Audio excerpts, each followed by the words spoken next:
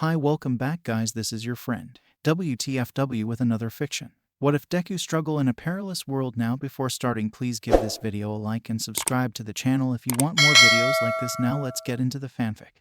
Izuku was practically buzzing with excitement as he settled into his desk at Aldera High 15 minutes before the bell. The stiff plastic seat and flimsy desk in front of him felt nostalgic, even if it was a tight squeeze. He had his pencils lined up, books stacked high, and his notebook open to his latest entries. As he read through his own notes, he felt bewildered by unfamiliar mathematical equations and historical dates from a timeline his mind had twisted into knots. Faced with the prospect of brushing up after 2 years away from a textbook, Izuku grinned and set himself to reading from the start. His eyes flicked across the pages, and his fingernails swept each page as he finished it. Within minutes, he set aside mathematics and dug into his language book. Izuku stopped when he heard the door open. He glanced over and saw Bakugo swagger in. A radiant euphoria filled him as he basked in yet another piece of home he had missed these past 2 years. "Oh, hey Kaken. Great to see you." Bakugo's jaw twitched, and his hands let out a pop. "Shove off, Deku. Some of us have UA entrance exams to prepare for." Izuku felt the tiniest murmur of fear in his chest. Perplexed, Izuku ignored it and kept smiling. "Yeah, you tell him, Bakugo," another kid said. Izuku shrugged and went back to his notes. As he read, he heard one student whisper, "Is it me, or does Deku look different? I think he dyed his hair." As if maybe someone would think he had a quirk, they added with a snicker, "It's not just the hair. His skin looks darker too. Probably just the hair. He tried to bleach it and it didn't take." "Idiot." The conversation ended when the teacher strode in. "All right, class," he said. "Today we're going to review your career choice submissions." He paused for a beat, then added, "Is what I would say if you hadn't all picked heroics." The class erupted into raucous cheers and displays of quirks. The teacher had to shout a few times before he got them all to settle down. Yes, it's all very exciting. However, it's important that you at least consider a backup option." Bakugo snorted. "Speak for the extras. I'm getting into UA." "Of course," the teacher excitedly agreed. "And it looks like we have one other aiming to get into UA." The teacher gave a meaningful glance at Izuku. The students around him giggled, and one said, "Really, Deku? Do you think you even have a chance of getting in?" Izuku looked up from his book. "Oh, UA. I already got accepted." Dead silence fell over the class. The teacher gaped at him, unsure what to make of his claim. "Now, Midoriya, you really shouldn't lie like that." "I'm not," Izuku asked. "If you're confused, you could always call Principal Nezu." "Probably got a pity invite to their general course," a student drawled. The comment got multiple snickers. "Nah, I'm in the hero course. I even met my homeroom teacher." Bakugo slammed his hands on his desk, splintering the cheap plastic with a deafening explosion. "Deku," he roared. "The fuck did you just say? Are you mocking me?" Izuku felt a powerful urge to shrink into his seat, to cower and cringe before Bakugo. The part of him seasoned with the salt and sea spray of another world examined the puppy yapping at him and found him wanting. Izuku gave him a sly smile, pushing through his warring emotions. "What, man, you're only going to be the second person from this school to get into UA." The whole class stared at him in open-mouthed shock. The people nearest him slowly edged away, warily watching Bakugo. The teacher looked torn between admonishing him, calming down Bakugo, or sprinting out the door. Bakugo stepped back, his expression flitting between confusion and fury. His face turned scarlet, his teeth ground noisily together, and beads of nitroglycerin snapped in his hands. "Oh, you're dead, Deku. They'll never find the body." "They will if they look at UA." Bakugo trembled with rage, looking as though his entire body would explode at any second. The smell of burnt sugar filled the room and every pair of eyes darted towards the nearest exit. But Izuku sat in his seat, calmly smiling back at Bakugo, simply glad he got to talk to his best friend again after all these years. "Bakugo, please sit down," the teacher begged. "It's time to review the course material for the entrance exams." Bakugo glared at the teacher, and the man flinched. Yet, the magic words entrance exam worked their wonders on Bakugo. He let out a long, frustrated growl, rubbed the sweat off his hands, and grumpily threw himself into his seat. Izuku, still needing to take UA's academic exam, absorbed every word of the teacher's lecture like a wrung-out sponge. Between that and rapidly flipping through his textbooks, he found himself far less lost by the time the bell rang for lunch. When other students brought out platters of rice, meat, and vegetables for the whole class, Izuku, oblivious to their protests, helped himself to 10 servings of each. His tower of food wobbled precariously as he nimbly stepped around students and tables until he claimed his seat in the far corner of the room. As he shoved entire trays into his mouth, his voracious eating habits drew stares and whispers from across the cafeteria. Within minutes, people had abandoned their lunches entirely to watch Izuku wolf down yet another bowl of rice. One student among them walked towards Izuku's table. He approached with a malicious grin, hand outstretched to knock over Izuku's pile of platters. The quiet muttering turned into excited titters and muffled giggles as the school eagerly awaited the toppling of Izuku's food tower. The moment the student's hand came within an inch of Izuku's food, Izuku jabbed his chopsticks into the table. The sharp thwack sound it made cut the mocking laughter like a knife, leaving its fading echoes dead in the air. As for the prankster, he stared in horror at the bamboo sticks, perfectly intact, driven straight through the table. Had his fingers been any closer, his nails would have gotten trimmed.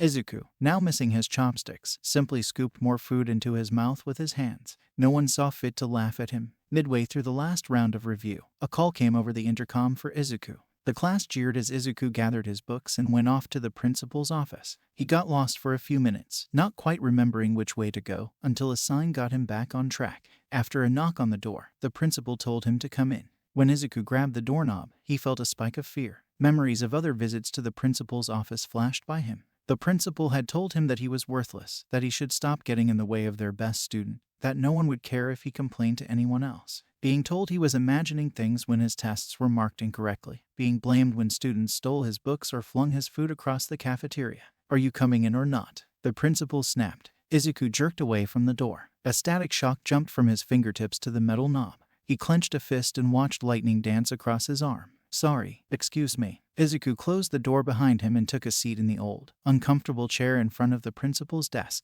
The principal gave him a stern look and said, "It has come to my attention that you have attacked a fellow student, vandalized school property, and stole extra helpings from the cafeteria staff." "Really? When did that happen?" "At lunch. Multiple witnesses reported that you stabbed at another student with chopsticks when they went to sit down in front of you with enough force to puncture the table." Izuku suddenly remembered the two chopsticks sticking out of the table when he went to return his empty tray. "Oh, whoops. Force of habit. Do you need me to pay for the table?" The principal's eyebrow twitched. "The table isn't the issue here. The issue is the student you assaulted." "Assaulted? Did I hurt them? I didn't see any blood." "Well, no, but... So what's the problem?" The principals slammed their palms on their desk. "The problem is, Midoriya, that you have caused your classmates significant distress by threatening them with bodily harm, and we do not tolerate that kind of behavior in this school." Izuku tilted his head. "Bakugo and everyone else threaten me with bodily harm all the time, and no one's ever had a problem with that." "Enough of this," the principal roared. "I will not hear any words besmirching this school's finest student. You have caused problems ever since your enrollment here. You've disrupted class, harassed fellow students, and quite frankly, your condition leaves you absolutely useless to society. You're lucky we've tolerated you as long as we have. With this incident, however, it's clear to me there is no hope of correcting your behavior. Izuku Midoriya, for assaulting a classmate and damaging school property, you are hereby." A frantic knock came from the door. The principal froze, mid-tirade. Izuku let out the breath he had been holding and realized he had clenched his fists hard enough to crack the wooden frame of the chair he sat in. He felt guilty for a second, before he realized the principal was going to expel him anyway. What was a broken chair on top of that? "Sir, there's something Izuku's teacher went pale seeing him in the other seat. "Yes, what is it?" the principal asked irritably. "I was just about to. I need to talk to you, privately." The principal leveled a glare at Izuku. "Wait right outside the door, and don't try to listen in. You're in enough trouble already." Izuku pressed his ear to the door. If the last 2 years had taught him anything, it was if you were already in trouble, you might as well start punching Marines. They'd shoot at you either way. Earlier in class, the teacher said, Izuku said that he was already accepted into UA. And that's another reason I get to add to his expulsion form. Excellent. So I called them up, and it turns out he's telling the truth. What? The bravado blew out of the principal like a popped balloon. He got accepted yesterday. After, I quote, he teleported a car half a mile into the air, flew down, pulled someone out of the way of an 18-wheeler, stopped the 18-wheeler as it went off the road, then caught the car. Apparently UA has a vigilante rehabilitation program for minors performing illegal heroic deeds. The principal sputtered. There's no way that's real. A video of it went viral. I still have it on my phone. Curious, Izuku took out his own phone and looked it up. He felt mildly horrified it had already crossed 1 million views. So, the teacher said, you mentioned something about an expulsion form. From Midoriya. The principal let out a long sigh. Great job following up on this. I don't even want to think about what would happen if UA heard we expelled him. I trust you have it handled. Yes, just pretend nothing happened. The year's almost over anyways. Izuku backed away from the door when he heard the teacher walking out. The teacher gave him a nod, said, nice catch, and went back to class. As Izuku took the seat again, the principal had a forced smile on his face. Terribly sorry about the wait. So, about the whole lunchtime incident, I've decided to let you off with a warning. Kids will be kids sometimes, and as long as you don't do it again, we can keep it off your record. Izuku felt fury simmering inside of him. The principal had spent years treating him like trash and calling him worthless, only to immediately change his tune the moment he heard Izuku had gotten into UA. He thought about how he could tear the school apart with his bare hands, leap up and rain lightning down until only a scorched crater remained, or he could figuratively tear the school apart with a single phone call to Nezu. UA had strict policies against harassment, after all. But then, if the school was investigated, what would happen to Kaken? If word got out about what he did, he would never make it into UA. Then again, did Izuku care? Really? Izuku asked blandly. It sounded a lot like you were about to expel me. The principal gulped. Well, perhaps I could have worded my intentions better. Obviously, I wouldn't expel a student so close to the end of the year. Why not? As you said earlier, I've been causing problems since my enrollment. Izuku leaned forward, and the principal shrank in his chair. You said that there's no hope of correcting my behavior. Izuku stood, towering over the principal. And, what was it? That my condition makes me useless. But you're not quirkless anymore. I saw it. You're right. I'm not quirkless anymore. Izuku reached for the electricity powering the light bulb and yanked it out of the circuit.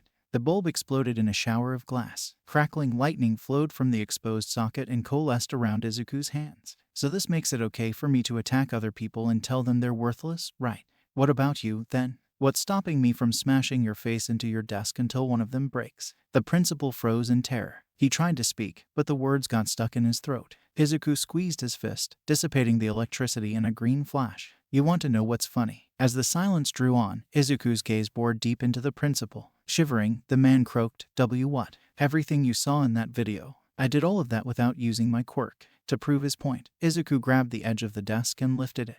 The cables connected to the principal's computer went taut, pulling the computer across the desk until it tipped sideways. Izuku hoisted his desk over his head, until he could stare directly at the principal with the desk overhead. No one is worthless, Izuku said. I thought I was, once, but I worked hard to get this strong. Quirk or no quirk, I will become the #1 hero. Izuku set the desk down. The principal winced as the base of it narrowly missed his feet. The more I remember of this place, the more disgusted I am that I ever wanted to come back here. The principal nervously adjusted his tie and tried to smile. What do you want? I could have your grades adjusted, or clean up your record. You wouldn't want UA seeing all those negative comments about you, right? I'll have everything fixed by tomorrow. Don't bother. I doubt Nezu cares about anything you would have to say. Then what do you want? Izuku imagined seeing the principal dragged out in handcuffs, or staring in shock at a school demolished by lightning. But in all those imaginings, Izuku felt a sense of apathy. Why would he even bother ruining this man's life? The man cowering before him was so far beneath him that Izuku felt no joy in defeating him. You have nothing that I want. Goodbye, principal. I won't be coming back. Leaving behind a bewildered principal, Izuku felt as though a weight had left his shoulders. By the time he made it back to class to get his books, the school day had ended, and Izuku left with everyone else. It wasn't until the crowd of students had thinned out and Izuku entered a quiet stretch of road that he heard a familiar shout behind him. Deku, Bakugo roared. Don't think I forgot what you said this morning. The two students flanking him grinned and cracked their knuckles. What did I say this morning? Asked Izuku, who had genuinely forgotten. Bakugo's face went beet red. That's it. You're in for it now. Get him. Tsubasa flapped his wings and charged at him. Izuku leaned aside, letting Tsubasa trip himself on his leg. While he tumbled over, the next student grabbed Izuku's shirt. He yanked, and he nearly fell over when Izuku refused to budge. What the hell? Bakugo lit sparks in his hands. Are you too seriously getting pushed around by Deku? Something's not right, Bakugo, the student tugging Izuku's shirt said. We should go. Go? Tsubasa roared. He's just standing there. Are you really afraid of some wimp? Tsubasa charged from behind. He plowed into Izuku's back, trying to sweep him off his feet. Izuku's shoes never budged. What the heck? How is he not moving? Step aside, you idiots. I got this. Bakugo sauntered up, looked Izuku in the eye, and threw a punch. Izuku let it land on his cheek. Bakugo hissed in pain and cradled his wrist, backed away and gave Izuku a confused look. Is that it? Izuku asked. He didn't even seem to breathe for all he looked like a statue, tall and immovable before the boys pushing and hitting him. Bakugo roared and threw his other fist. It collided with Izuku's nose. Bakugo's middle finger audibly popped as Izuku's nose bent it back into his palm. With another roar, Bakugo flung an open palm. The explosion engulfed Izuku's head. But as the smoke cleared, not a mark lingered on Izuku's skin. Even his hair had escaped unscathed. Bakugo flung explosion after explosion, each one bigger than the last, until Bakugo gasped for breath and his palms were burned raw from all the detonated nitroglycerin. As the echoes of the explosions faded, Izuku spoke into the silence. For the longest time, I thought we were still friends. Now that I have real friends, friends who care about me and stand by my side no matter what, just like how I stood with them, I know you're not one of them, and you haven't been for a long time. Izuku grabbed the two students still clinging to him by their shirt collars and gently pried them off him. They shivered at the easy way that Izuku manhandled them both. We're done, Bakugo. Izuku turned and walked away. Bakugo stood dumbstruck for a moment, before his features twisted into a scowl. Deku, don't you walk away from me. Izuku left Bakugo's shouts behind him as he walked home. His path meandered down alleys and abandoned streets as he wondered why everything was so different from what he remembered. He thought that Bakugo still cared, in his own way, trying to toughen him up. He even thought the school was right about him being worthless. How had he ever lived like this? How had he stood it all these years, covering up burns and bruises and accepting blame for whatever the principal and teachers accused him of, just so his mom wouldn't worry? And why did it sting so much, leaving Kaken, leaving Bakugo behind like that? He felt like a foot 10 sizes too large for an old shoe. He no longer fit in the life of Izuku Midoriya. His bed was too small. The All Might posters and paraphernalia lining his walls seemed too creepy, and Inko's meals left his stomach yearning for more. He had finally made it back, only to realize that maybe he should have stayed in the other world after all. At least there, he belonged. Lost in his thoughts as he was, he never heard the sewer grate pop. He never heard the slime villain rush towards him. But as the villain lunged, Izuku spun and threw a roundhouse punch. Izuku's haki-coated fist buried itself in the villain's face and splattered him against the wall of the underpass. Izuku panted and clenched his fist until his fingernails dug into his palm. He itched to keep punching, to thrash the villain that had jumped him until every inch of the street was smeared with the villain's gelatinous body. But the rational part of his brain frantically put the brakes on the prospective vigilantism and manslaughter. With an irritated huff, Izuku kept walking and looked for something to punch. When he saw the giant trash heap cluttering Dagobah Beach, Izuku knew he found his punching bag. Refrigerators, rusted cars, appliances, heaps of abandoned lumber and warped steel beams. Everything went flying, imprinted with Izuku's fist and feet as he tore through the garbage piles of the beach. Once Izuku finally ran out of steam, he wiped the sweat off his brow and looked around. Before, the beach had some semblance of order, with the trash sectioned off into piles. Now, the trash was scattered along Izuku's wake. Torn plastic and paper bobbed in the waves, and jagged splinters of metal and wood jutted from the trash-strewn sand like spears. Izuku grimaced at the mess. The beach hadn't been cleaned by any standard, but this mess spilled out onto the streets and the ocean. Someone could get hurt if no one cleaned it up. With that thought in mind, Izuku scanned the area. The trash and the waves made grabbing them risky, but with bursts of Jeppo, Izuku darted over the sea, scooping trash into his arms and dumping them into nearby garbage dumpsters. Izuku tackled the heavier items next, lugging entire cars to a nearby lot and dumping the appliances in any bin that could hold him. For the lighter items, he had to range increasingly farther away for empty dumpsters. But with Soru, Izuku flashed from beach to dumpster, hauling entire armloads of garbage bags and wadded plastic in the blink of an eye. The sun still shone over the rooftops as Izuku combed the beach for any last debris. He sprinted so quickly the sand churned in his wake, then doubled back and plucked any bit of metal or wood that caught his eye. After a couple passes, Izuku checked his work. The beach had a distinctive wind-blasted look, with eddies of sand sweeping onto sidewalks and odd trenches where Izuku had sprinted through. But the sand itself had a toasted almond color that glowed in the waning sunlight, and the ocean waves glittered as they lapped against the shore. Izuku's stomach loudly reminded him that he was really late getting home. With another burst of speed, Izuku flitted through the light pedestrian traffic, leapt straight up the apartment stairs, and opened the door so quickly he nearly tore out the hinges. "Sorry I'm late," Izuku said. "Also, I'm not going back to Aldera anymore." "What?" Inko looked horrified. "Did something happen?" Izuku shrugged. "I should have left that place years ago. Doesn't matter, with UA already accepting me, and the principal agreed to it." It occurred to Izuku that he had left before the principal could say anything. However, he had a feeling the man wouldn't correct him. "Oh, all right then. Dinner's a bit cold, so I'll warm some up for you." Izuku resigned himself to another night with a tight belt as he scraped every grain of rice off his plate.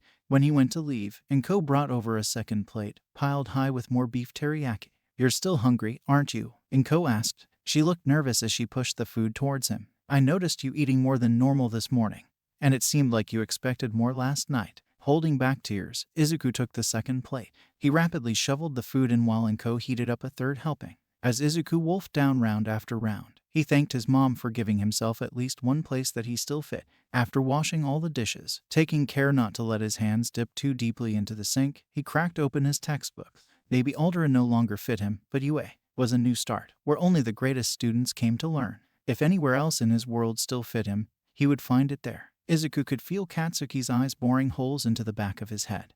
But he resolutely ignored his former friend in favor of studying the presence lurking underneath the desk. He had noticed the yellow lump on the floor walking in, but after finding no answers about it, shelved that discovery in favor of processing the fact he would spend yet another year in class with Katsuki. Izuku shrugged and thought to himself that he could always walk out of this school too. He heard good things about Shitsu. The presence in the sleeping bag decided to make itself known by silently standing and chastising the chattering class with a judgmental look. Izuku had his notebook out and pen at the ready, but his classmates took significantly longer to notice that their teacher had arrived.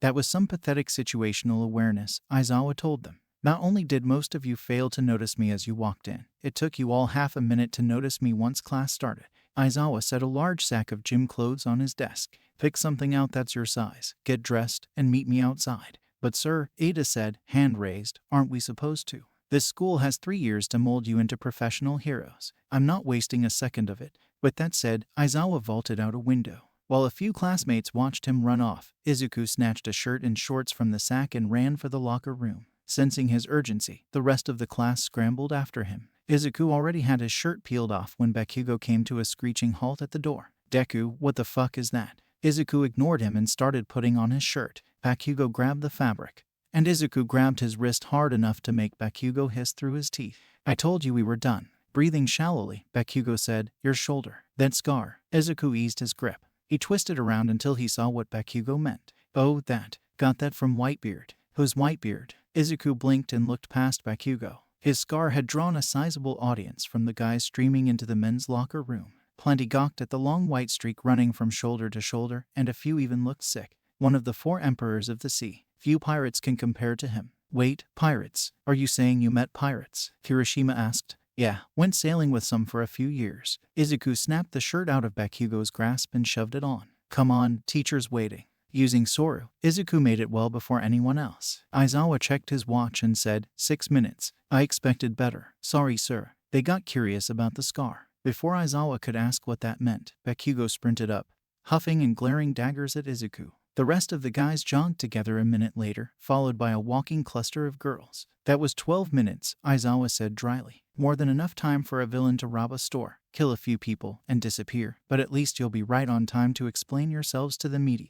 Do better next time. While most of the class grumbled sourly over the teacher's words, Ada asked, why did you have all of us come out here? Physical assessment. Aizawa tossed a baseball to Bakugo. Up to this point, schools prohibited you from using your quirk on the physicals. It's illogical and hampers your growth, and that ends today. Bakugo grinned feral, stepped into the ring, and rocketed the baseball with a loud explosion. 700 meters later, Aizawa showed the results. This is your starting point. All your growth here at UA will be measured against your performance today. Izuku felt the excitement of the students around him, and he couldn't help but feel an electric thrill run through him as well. A spark danced across his skin as he savored the prospect of seeing how much he had grown. Ooh, this sounds so much fun, Mina said. Aizawa gave them all a chilling look, silently judging them all for how eager they appeared. Fun? Do you really want to treat this like a game? Mina's smile vanished. Well, no, games have to have stakes, don't they? Well, guess what? Whoever has the lowest score across all 7 exams is expelled. That sucked the rest of the cheer from his classmates. But Izuku's smile stayed on his face. If anything, he felt more determined. A part of him felt guilty that someone would go home today, but he had a promise to keep, and nothing would stop him from giving it anything less than his best. Out of the corner of his eye, he saw Bakugo had a grin mirroring his own. For the first test, Izuku crouched next to Ada at the starting line. The moment Aizawa snapped his fingers, Izuku took off with Soru. The clock at the far end flashed under a second for his score. Tsuyu leapt across the pit of sand in a single bound. Izuku jumped back and forth, never touching the ground, until Aizawa gave him an infinite score. Shoji made the grip test groan as the metal bent slightly under his tentacled grip. Izuku shattered it with a single flex of his hand. After the side hop test, Minda dizzily raised 2 purple orbs high over his head and shouted, yes, bow before me, puny mortals, for I have beaten Izuku Midoriya. By 2 hops, Juru said sourly. Still won. You've been dead last in every other category, but I still won. Woohoo. For the baseball toss, Ochako tapped her ball and chucked it into outer space. Once the infinite sign flashed up, she pumped her fist and said to Izuku, think you can beat that? Izuku was contemplating just throwing it, but her challenge made him rethink the exercise. He could try hitting it with lighting, but that would probably destroy the baseball. If it was metal, he could do a railgun, but it wasn't, and he didn't have a way to cover it in metal. Or did he? Momo, right. Izuku asked. Mind making an iron shell for this baseball? Most of the class silently pleaded that she would refuse. She gave Aizawa a questioning look, but the teacher didn't say a word. I suppose the rules said nothing about getting outside help. Mineta, Kaminari, Mina, and Siro all groaned. Ignoring them, Momo made 2 interlocking halves of metal that Izuku twisted over his ball. All right, you might want to stand back and cover your ears. Izuku tested the heft by letting the ball levitate between his palms. Momo, realizing exactly what Izuku was about to do, hurriedly pumped out enough ear protection for the rest of the class. Jiru lunged for hers like a lifeline, while Bakugo scoffed and crossed his arms. Izuku's first impulse was to aim at a 45-degree angle, but instinct made him raise his arms nearly vertical. They outstretched and flattened, forming the twin rails of his impromptu railgun.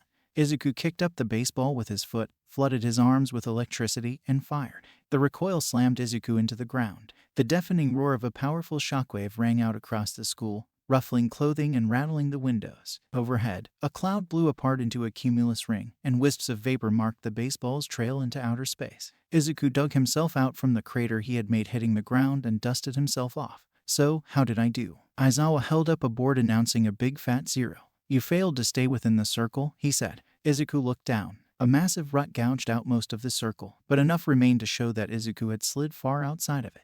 Izuku sheepishly scratched his hair and said, "Whoops, any chance I get a do-over?" You have no need of one, and what you would have scored will be your benchmark. Even with a 0 in the ball toss, Izuku had topped the class. Relieved sighs and shouts of joy echoed among the class as Aizawa worked his way down to the bottom. Once he got to last place, Mineta shouted, "That can't be right. I beat Izuku on the side hop." And yet, Aizawa said, your performance was abysmal enough to drag you to the bottom.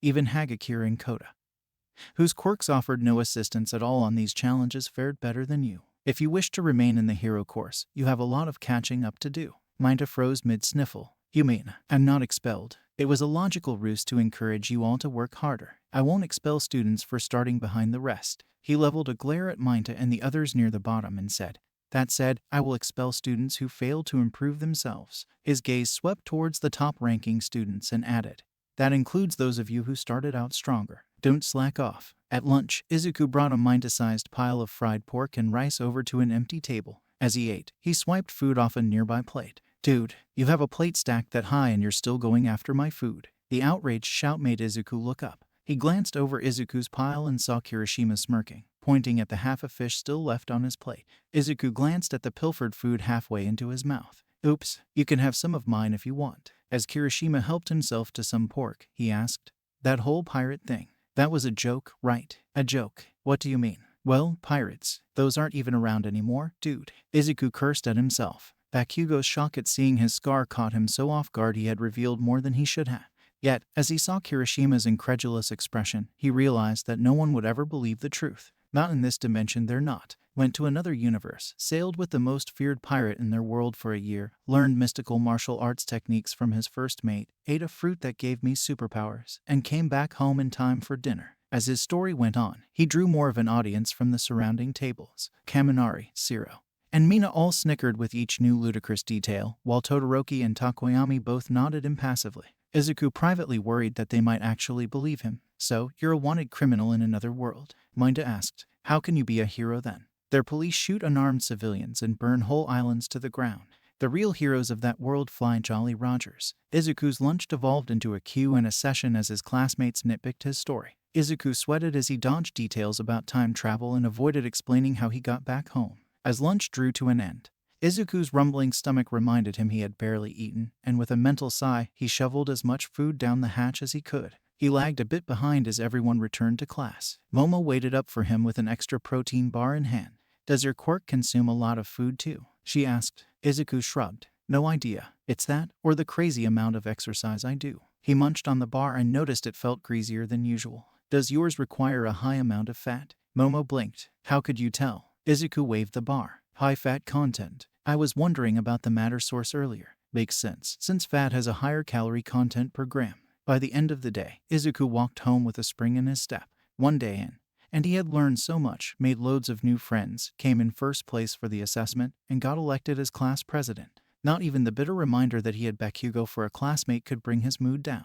The next day made him even more excited. Combat training. After months of idling around and cramming years of forgotten school subjects into his brain, his fingers itched to punch out some teeth. He eagerly awaited the fights as he and everyone else drew straws. He found his partner, Ochako, and grinned when he got Katsuki as an opponent. How perfect, Izuku thought, that he could properly show his former friend how far he had come. All Might cleared his throat. Now that we have that settled, why don't we start with? The intercom crackled to life. Pardon me, All Might, Nezu said. I typically don't interfere in how teachers run their classes, and I would ordinarily have no objections to how you've randomly assigned partners. However, one student requires extra consideration. All Might blushed a bit. It'll be good for the students to experience, which is why we'll be changing the lineup a bit. Todoroki can work by himself and put Shoji with Ochako. Midoriya will be facing a team I've made for him. The class muttered excitedly about the arrangements, and a few glared daggers at Izuku. Izuku himself had mixed feelings. On one hand, he wanted to see what his classmates could do.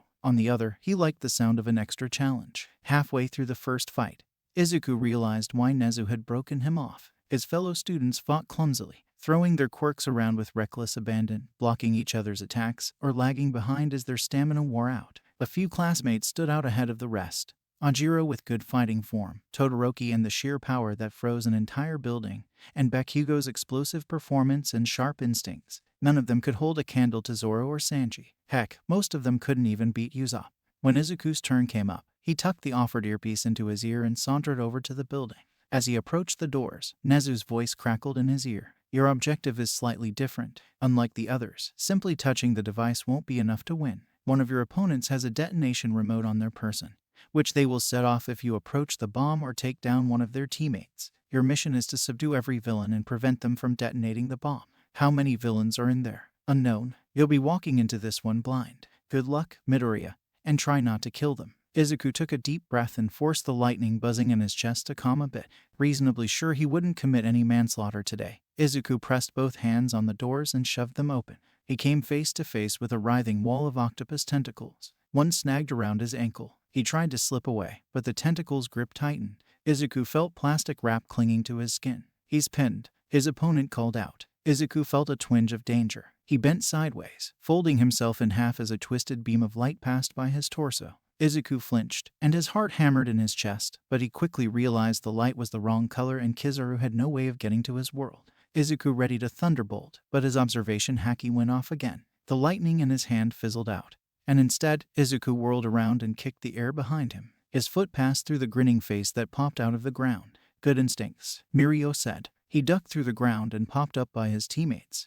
But you're going to have to do better than that. Mirio, Nejire crossed her arms and scowled at him. We're supposed to be villains. Get into character. Whoops, my bad. Puny hero, prepare to face the wrath of the greatest villains UA has ever created. You will never defeat us and disarm the bomb before time runs out. As Mirio and Nejire both let out cartoonishly evil laughs, Tamaki sighed and hid his face in his tentacle arm. Can I please go back to bed now? There's too many people watching us. Awa, Tamaki. But our cute little Kuhai is counting on us to show him a proper UA.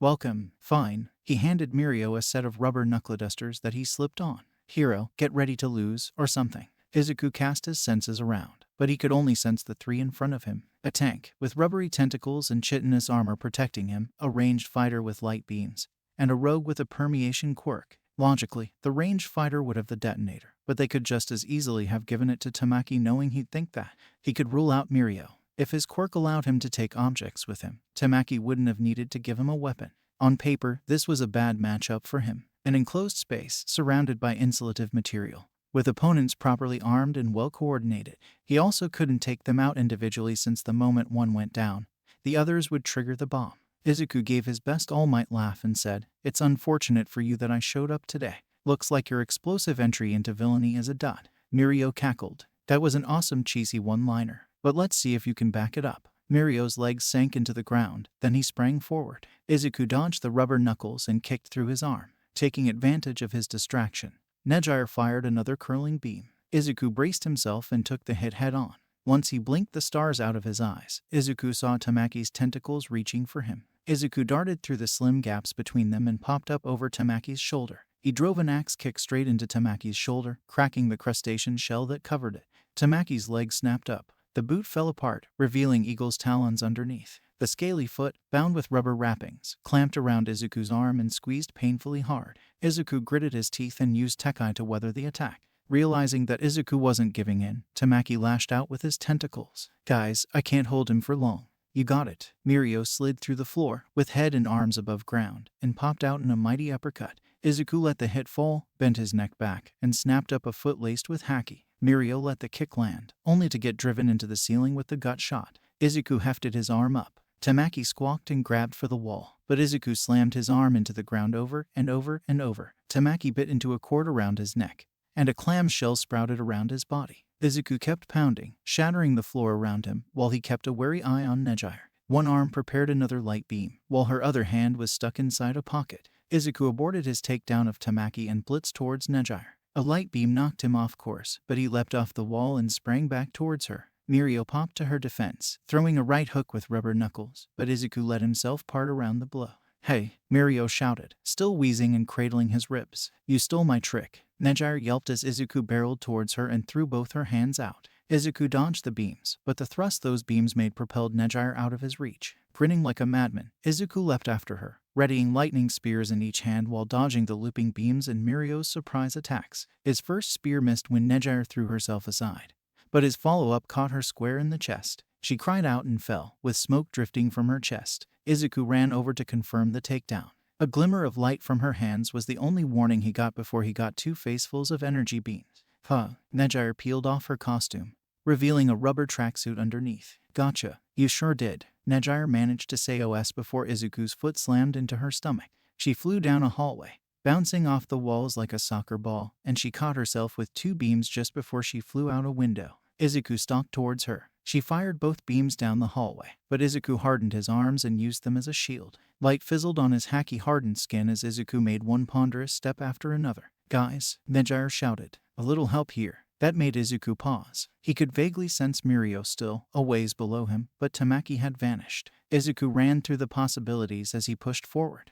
Had Tamaki withdrawn, or was this a part of the scenario? Did Neji know he was nearby, or was she trying to make Izuku hesitate? His answer came when he felt the bare whisper of a warning. Trusting his instincts, Izuku leapt up and through the ceiling. Behind where he had stood, the twin beams slammed into an invisible wall. Tamaki grimaced as the scales across his body changed color. He heard me coming, he bemoaned. I knew I should have stayed home today. No, it's totally my fault, Neji said. I reminded him that you were still around. If I hadn't, you would have totally gotten him just now. But would I really have? We ambushed him earlier and that didn't work either. As the two hero students got closer together, Izuku felt his heart racing. Mirio was still out of the picture, giving him the perfect opportunity to take them both out in one move. From the floor above them, Izuku raised both hands in the air and brought them down in a massive shockwave that would have made Whitebeard proud. The ceiling shattered. Tiles and concrete rained down on Tamaki and Neji. Tamaki raised a clamshell over his head, but that blinded him to Izuku's charge. Through the collapsing ceiling, Izuku bounced from piece to falling piece, darting towards Tamaki's backside. Neji shouted a code word. Porcupine quills sprouted from Tamaki's back, but Izuku let the quills pass harmlessly through him, grabbed Tamaki's neck, and delivered enough of a zap to knock him out. Before Neji could act, Izuku turned Tamaki around and used him as a spiky battering ram. Needles pinned Neji's right arm to the wall. She fired at him with her left, but Izuku ducked under it and zapped her too. Izuku winced when he saw the needles stuck through Neji's arm. Better leave that there. Now, let's see if I can find that detonator. Wow, that was impressive. Izuku turned and threw a lightning bolt at Mirio's feet. Mirio yelped and leapt over the attack. It's just you and me now, Izuku said. Yep, and in all honesty, I have no idea how I would beat you. He held up a fist and said, you're faster and stronger than me, and you can even hit me when I'm intangible. Luckily for me, I've got this. Rubber knuckles. Cute, but it'll take more than that too. Mirio pressed into the side of the knuckles. Far above them, a muffled explosion went off. Flashes of light came through the window as fireworks went off over the building. Izuku slapped his face. That ambush at the beginning, without the knuckles, that was to make me think you didn't have it, wasn't it? Mirio shrugged. Blame Nezu. I'm nowhere near smart enough to think of something like that. But still, that was an incredible fight. I don't even think most pros could keep up with you. Mirio looked at his pinned teammates and asked, so, mind helping me with those two? Back in the observation room, Izuku returned to a round of applause and cheers from most of the class. Kirishima wrapped an arm around his shoulder and said, dude, that was awesome. The way you used that one guy as a battering ram, manly as hell. I wasn't that great. I still lost. That might be true, young Midoriya. All Might said, but you were given a far greater challenge. You performed excellently, and I hope the rest of you were paying attention. As Izuku luxuriated in the praise and admiration of his classmates and returned Bakugo's apoplectic glare with an easy smile, Izuku finally felt like he belonged in his own world. Izuku stretched his arms as much as the cramped bus allowed him to. The exercise was supposed to be just search and rescue, but it was their first trip away from the classroom, and he wanted to be ready for anything. Looks like someone's ready to go. Kirishima clapped him on the back and asked, "Got any more good pirate stories to tell us?" Izuku rolled his eyes. Half the class thought he was making things up for fun, and the other half thought him crazy. In no rush to correct their delusions, Izuku donned his best Usopp grin and said, "Did I ever tell you guys about the time I sailed on a ship up a massive geyser and landed in a sea made of clouds? But how would that even work?" So you asked? Clouds are just water vapor. There was something in them that made them solid. But anyways, the people up there had white wings, and when the sun hit the clouds right, you could see their giant shadows dancing on the waves.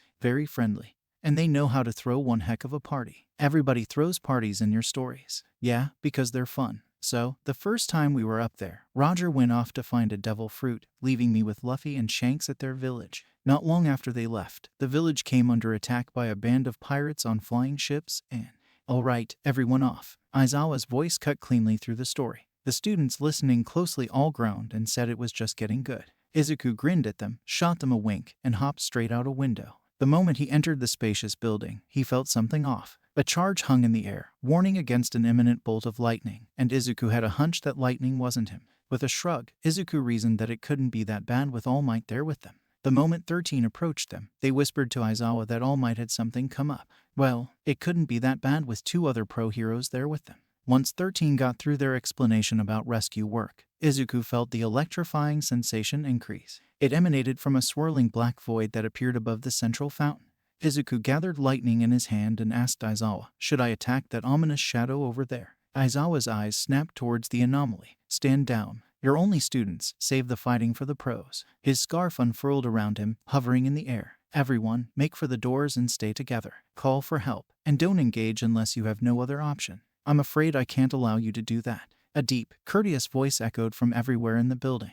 The shadow widened, and from its depths emerged a horde of villains. Another dark cloud emerged above the students and sprouted yellow eyes. "My name is Kirishima, and today it is my job to show you all despair." "I think not." Aizawa's scarf snapped out and grabbed him. A cloud formed around him, but Aizawa's eyes glowed, stopping the warp. "You're under arrest for trespassing. If you don't resist, that's all you'll be charged with. I'll show you despair, you cloudy freak." Bakugo leapt into the air, propelling himself with explosions and blocking Aizawa's sight. The explosion passed harmlessly through Kirishima, and the warper took advantage of the smoke to spirit Bakugo away. Children these days are so terrifying. It makes me feel less guilty for what I'm about to do. Izuku stalked forward, ready to impale Kirishima with lightning.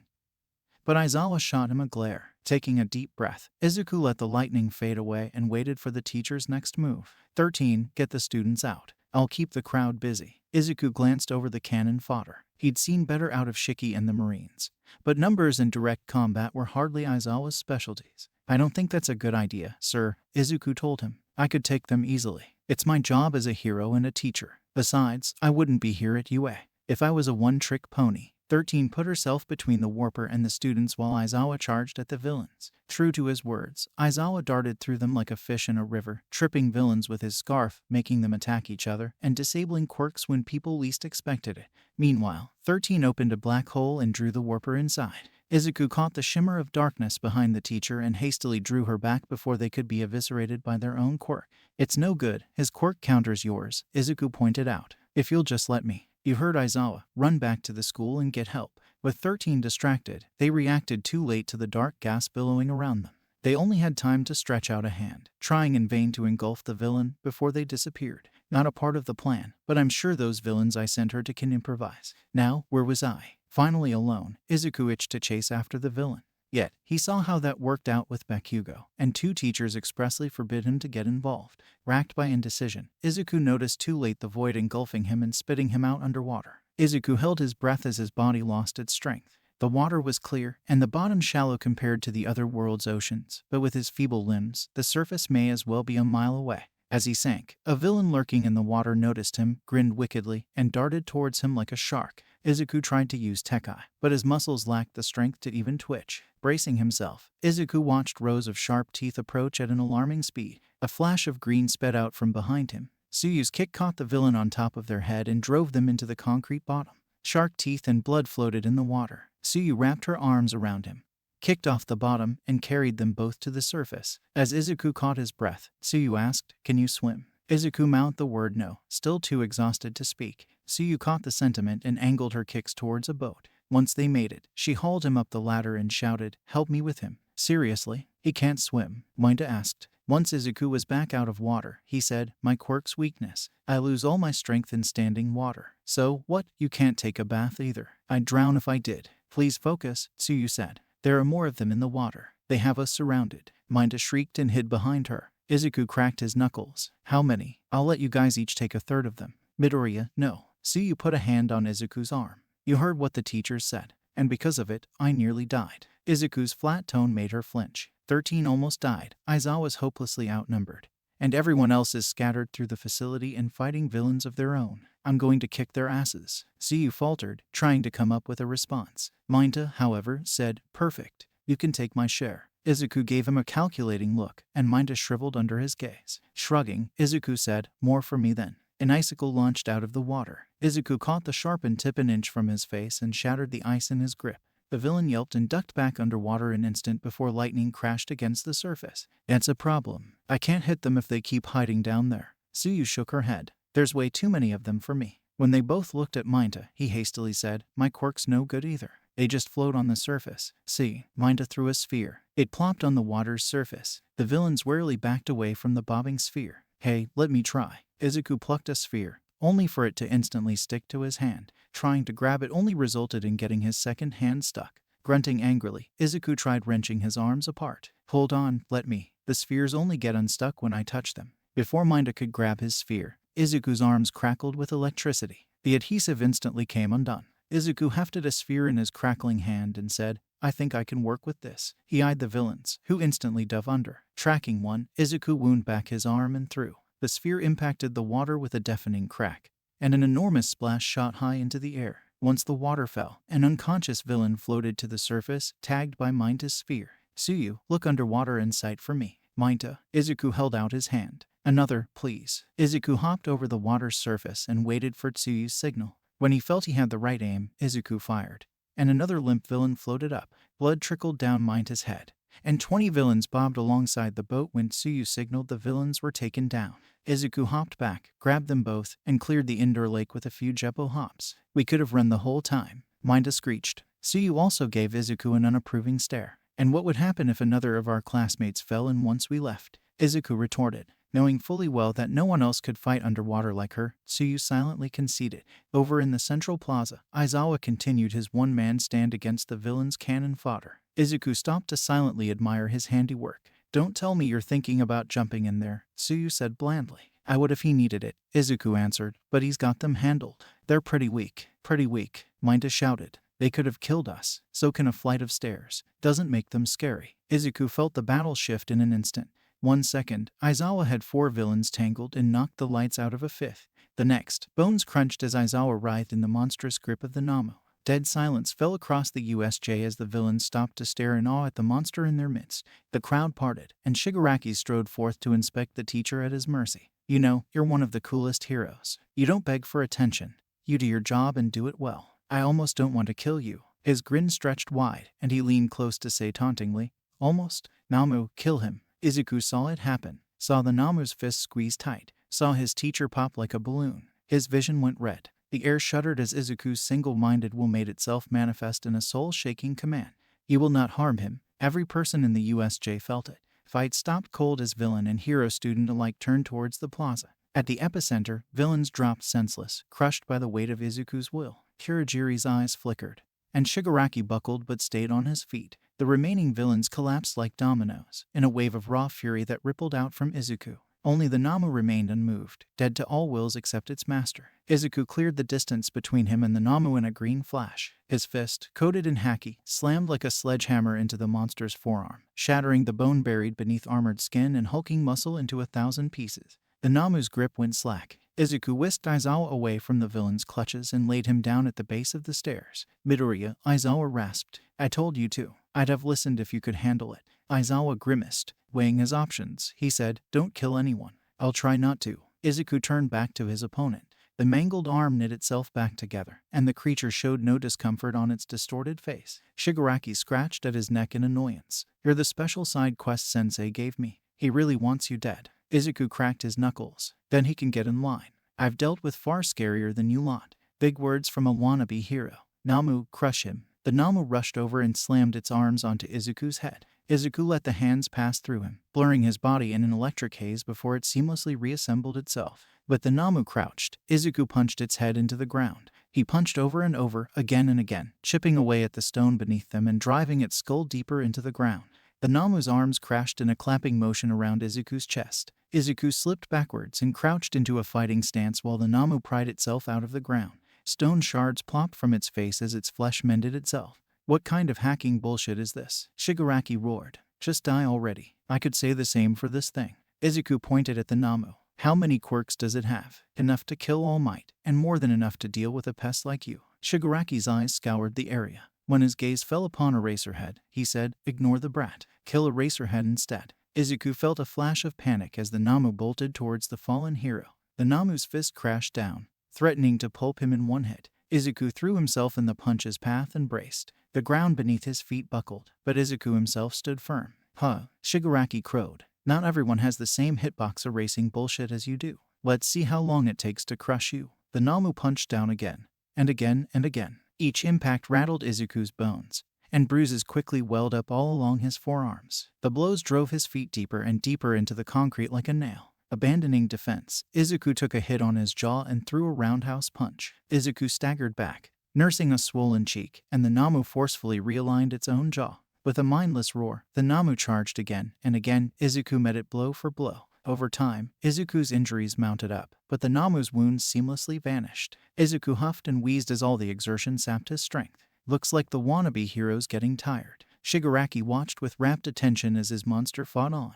You're a DPS cosplaying as a tank, while my Namu is the whole package. You talked such a big game earlier. I thought you could do more than be my Namu's punching bag. Izuku realized that just punching the Namu would do nothing, but he also noticed that the wounds took time to heal. The healing hadn't slowed down, which meant the only way to deal with it was to attack it faster than it can heal. Izuku grabbed both its arms and kicked both feet into its chest. The Namu barely staggered back, but it gave Izuku time and room to prepare his attack. Oh, I can, Izuku told Shigaraki. Watch me. He raised both arms and filled them with as much electrical energy as he could manage. His fists glowed with haki, and wisps of static drifted from them. Rumble, gattling, Izuku's fists flashed forward, one after the other, too fast for the eye to track. The impacts left fist-shaped indents across the Namu's chest. The monster held its ground, planting its feet and weathering the assault head-on. With a furious roar, Izuku sped up. Distinct punches overlapped into an electrical arc, striking continuously and filling the air with the smell of ozone.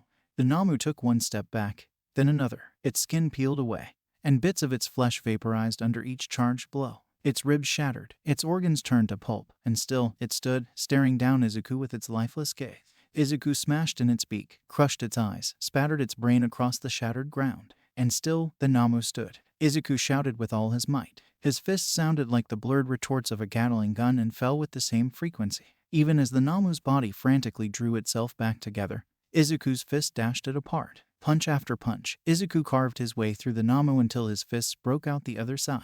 When he no longer felt resistance, Izuku slowed his punches. Mist and glowing plasma obscured the battleground. But when it faded away, it revealed the Namu's legs, still standing, ending in a bloodied stump where its torso once rested. Bits of burnt flesh lay scattered across the ground, pulped and charred into unrecognizable masses. An eternity passed in a single second as every villain and student watched the Namu for any signs of life. The legs twitched. The mangled flesh at the stump bubbled outward, rapidly regrowing its torso. Shigaraki let out a shaky laugh and said, "That's right, Namu, you're indestructible. Sensei said so. Now, Namu, kill the heroes." Izuku braced himself, but the monster didn't move. Confused, Shigaraki shouted, "Namu, kill them now." The Namu had no ears to hear with. Realizing this, Izuku knew he had seconds until it attacked again. He could attack Shigaraki, but he couldn't risk the Namu following its previous orders while he was distracted. He had to finish the Namu. If a million punches couldn't get the job done, then he'd have to do it with one. Izuku's legs and left arm shrunk as he funneled the electrons away from those areas, leaving them little spindles of lightning.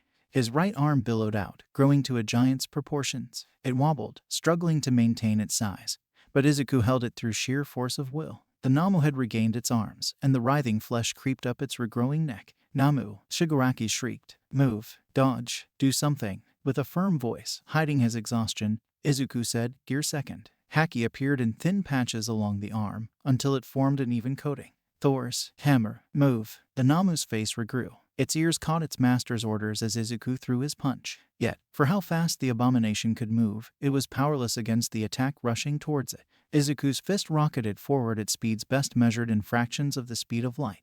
The very air shattered, set alight with 1,000 motes of plasma as Izuku sucked the charge out of each atom and hurled it forward. A visible shockwave rippled out from Izuku's knuckles, ripping apart the earth and hurling unconscious villains in its wake. When Izuku's fist collided with the Namu, no simple transfer of force sealed the monster's fate. The air in the fist's path, given insufficient time to scatter and stuck between the rock and hard place that were Izuku and the Namu, were squeezed under temperatures and pressures one would find at the heart of a dying star. And thus, for the briefest of moments, the USJ was illuminated with the brilliant corona of the star forged by Izuku's will. Atoms squeezed together. Protons and neutrons crushed to briefly form an atom visible to the naked eye, a speck of subatomic matter nearly dense enough to collapse into a black hole. As inertia gave way and the air pushed the Namu back, the incredible pressure holding the star together abated.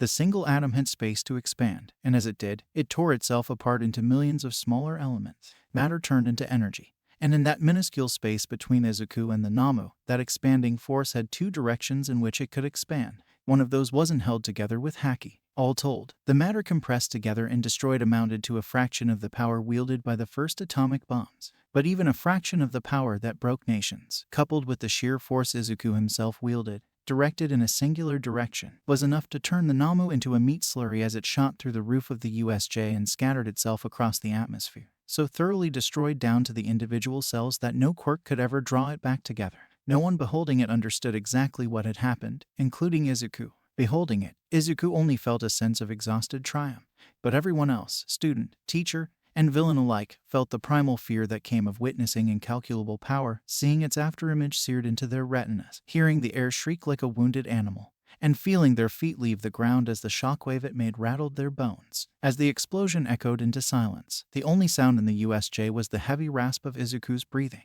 His limbs flickered like television static, but his eyes stared resolutely forward, glowing with crazed defiance. Well, Izuku asked the silence room. Who's next? Shigaraki ground his teeth. For all that his arms and legs shook uncontrollably, he still took a faltering step forward. His eyes were bloodshot with madness, and curses and vows of vengeance hung lightly on his tongue. But Kurogiri wrapped himself around him like a veil. Without a word, the two villains vanished, leaving the cannon fodder behind. Izuku cast his gaze around the building, feeling each foreign presence within. The villains whimpered and threw themselves to the ground as they felt Izuku's attention linger on them. Within seconds, the remaining villains surrendered. The USJ doors flew open. Light poured into the broken facility as All Might strode inside. Never fear, he shouted, for I am. His voice broke off as he took in the facility's ruined state. Villains lay in tangled heaps, some bent at unnatural angles, and the ground looked as though he had thrown a few punches at it. Aizawa lay wheezing and broken at the foot of the stairs, in a slim sliver of untouched stone that lay in Izuku's shadow. Izuku himself still stood triumphant, fists clenched and eyes searching for foes, but All Might recognized the clenched smile of a hero concealing their fatigue from his televised reflection and saw the deep purple bruises spreading up his shoulder. Both his arms were mangled, and his face sported swollen lumps. Not needed, apparently, All Might finished meekly. With a gesture from him, the other UA staff poured into the building and set about administering first aid and apprehending the villains. All Might bounded downstairs to investigate ground zero of whatever destroyed the building. He knelt beside Aizawa and gently assessed his injuries. Broken ribs, shattered arm, but no punctured lung or other immediately fatal injuries. As All Might rose, Aizawa caught his pants leg with 2 fingers. All Might knelt closer and bent his ear as Eraser had whispered, Izuku did this. Tell Nezu he needs to run damage control. Rest, Aizawa. We will take care of the rest. Unsettled, All Might cautiously walked up to Izuku and gave him a gentle tap on the shoulder. Izuku flinched, but his arms stayed by his sides. Hey, you're late to the party. Izuku said it with an easy smile, as if his arms hadn't been smashed to hamburger. Got held up in traffic. All Might absently bantered back. The fight is over. Let's get you to recovery, girl. Huh, what for? All Might gestured at his arms. Izuku couldn't even move his right, but he brought his left in front of his eyes. Oh, I can just sleep it off. Mind showing me to a bed? I wouldn't want to fall asleep wherever like Ace. Izuku made it out of the building, out of sight of the detained villains and injured students, before he collapsed in a puddle of green static. All Might frantically scooped up as much as he could carry and sprinted for Recovery Girl's office. Izuku sat up in the hospital bed, stretched his arms, and bent his spine until loud popping noises echoed in the tiny room. Yawning, Izuku looked around, wondering how he had gotten there. Oh right, he said. That was a good fight. Recovery Girl froze halfway through opening the door. Gritting her teeth, she grabbed a rubber cane and beat Izuku over the head with it.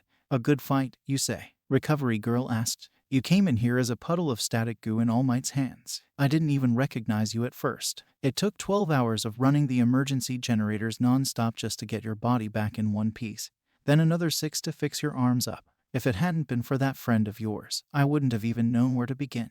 Who, May? Is she okay? The villains didn't attack anywhere else in the school, right? His questions earned him another smack on the head. Priorities, young man. Get those sorted out before you turn yourself into a puddle again. Wearing rubber gloves, she grabbed his wrists and carefully prodded his arms. You had hairline fractures all over your right arm. How you didn't shatter it completely is a mystery to me. I'd also say you were concussed, if there was any brain left rattling around that skull of yours. Izuku chuckled awkwardly. Sorry, it kinda happens, you know. Nothing a little sleep and a glass of milk can't fix. This time, Izuku caught the cane and cheekily grinned at her. Recovery Girl dropped the cane and swatted him with her hand. Enough of that. They told me you'd be starving once you woke up. Is that right? Izuku's grumbling stomach answered for him. Recovery Girl shook her head. Teenagers. I don't know why she brought so much over. You need to take it easy since you. Recovery Girl looked back at the cart. Entire pots of porridge, heaping plates of scrambled eggs, piles of buttered toast with multiple jars of jam, and a whole host of other breakfast foods haphazardly heaped onto the cart had disappeared in a flash. She looked back at Izuku, whose cheeks bulged like an oversized hamster. Don't you dare. Izuku swallowed.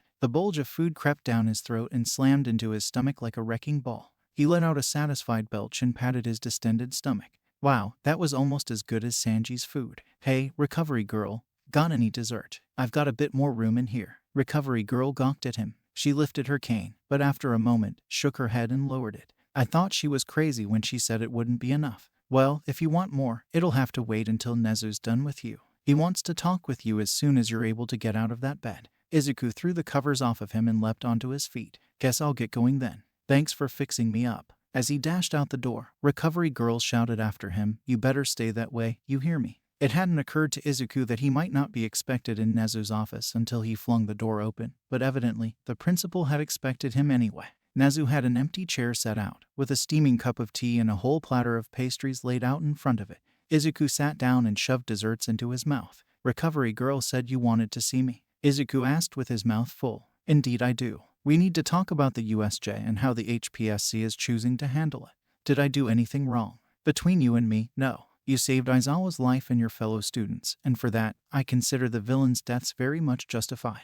Izuku froze, with a pastry halfway inside his mouth. It fell out and plopped back onto the plate. I didn't mean to. I made sure I held back this time. Taking a deep breath, he asked, How did they die? Setting aside that this time comment for later, Nezu said, prompting a wince from Izuku. 4 drowned to death after being rendered unconscious in the water, and 2 more died of internal injuries from getting pelted with those sticky projectiles Minta and Tsuyu both claim you threw. Izuku gaped. That killed them. I barely put any muscle into those. Such are the dangers of your strength, Midoriya. We'll have additional control training to prevent that in the future. As for the rest, the shockwave from your final punch caused numerous spinal injuries, fractured bones, and radiation burns. Recovery Girl helped hide the extent of what you did.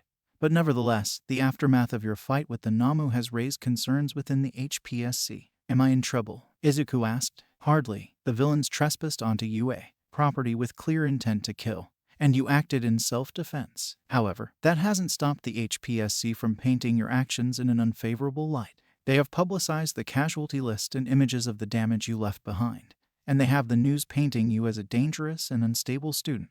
Already, they're starting petitions to have you removed from the hero course and taken into the HPSC's care for remedial studies and therapy. Izuku's jaw twitched. They want me to be their puppet. Oh ho, I didn't expect you to catch that so fast. You're a sharp one, so how do I stop them? The good news is, you have the perfect opportunity to turn around public opinion.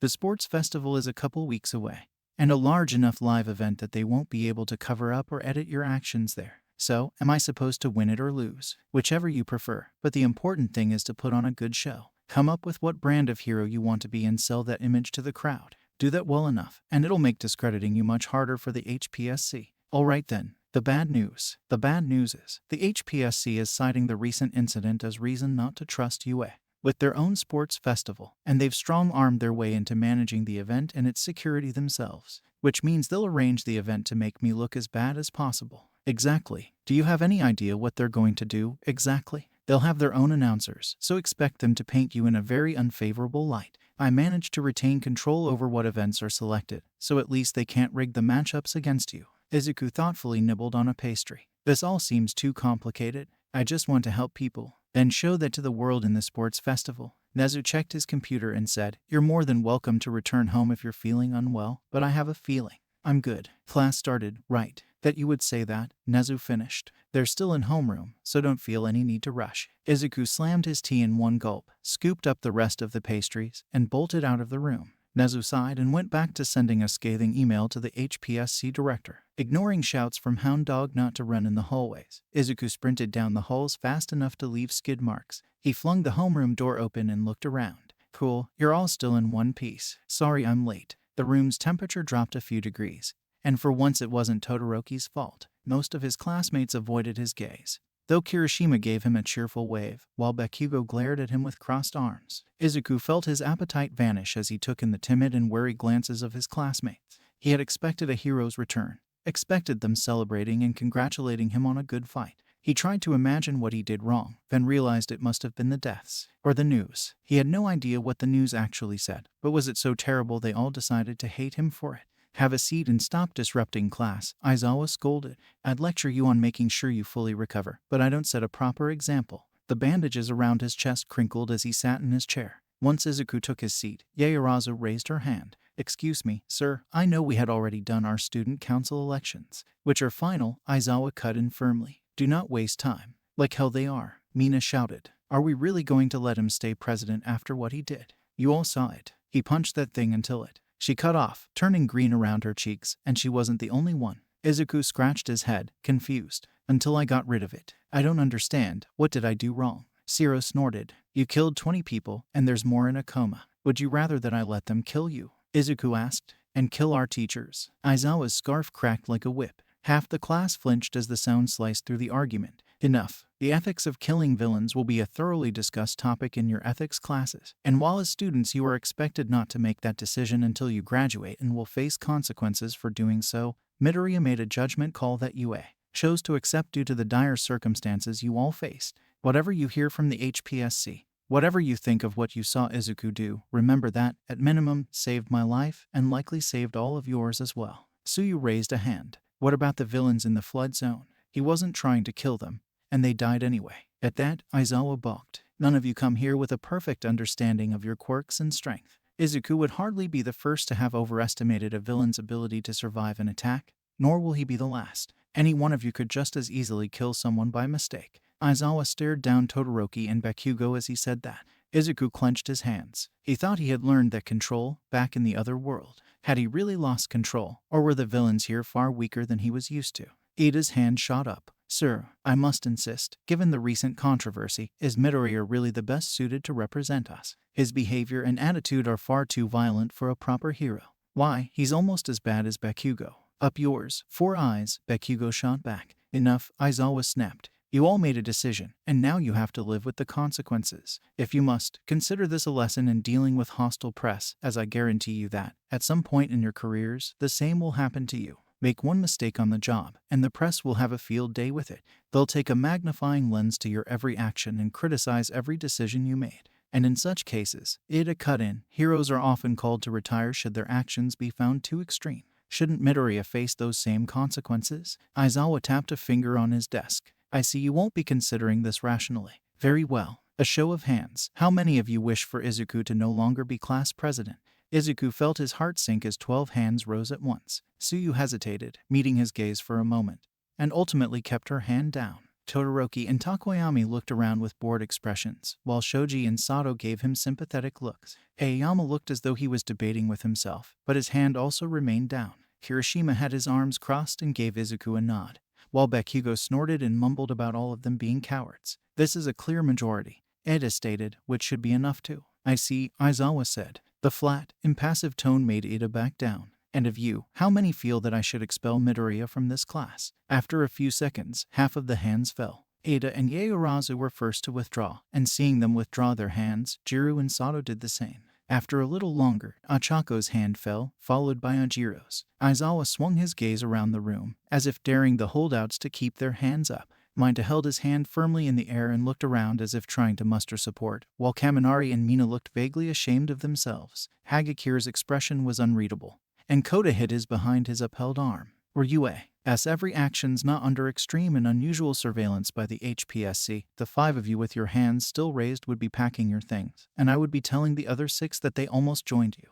Mineta's jaw dropped, and Kaminari and Mina both quickly hid their hands under their desks. Ida stood and shouted out, "But sir, that's highly unfair. Midoriya's actions were clearly unheroic, and, were they? Are you telling me that no hero has ever killed a villain?" The class had no answer for that. In the silence, Todoroki said, "Endeavor kills multiple villains a week. He says it saves time and lives." Aizawa frowned darkly at that line. "I hope you don't share your father's opinion on the merits of killing villains for convenience's sake." Todoroki met him stare for stare. "I won't be anything like him." Aizawa nodded. "Good. But back to my original point. If each and every one of you were to become pro-heroes someday, I guarantee you that all of you, at some point, will kill a villain. Certain rescue teams and underground heroes specialized in surveillance and tracking can go their careers without any fatalities. But any limelight hero, fighting villains in public with numerous bystanders, will one day have a call to make when the villain decides those bystanders are an easier target." Aizawa let his capture scarf unfurl and stroked a section of it.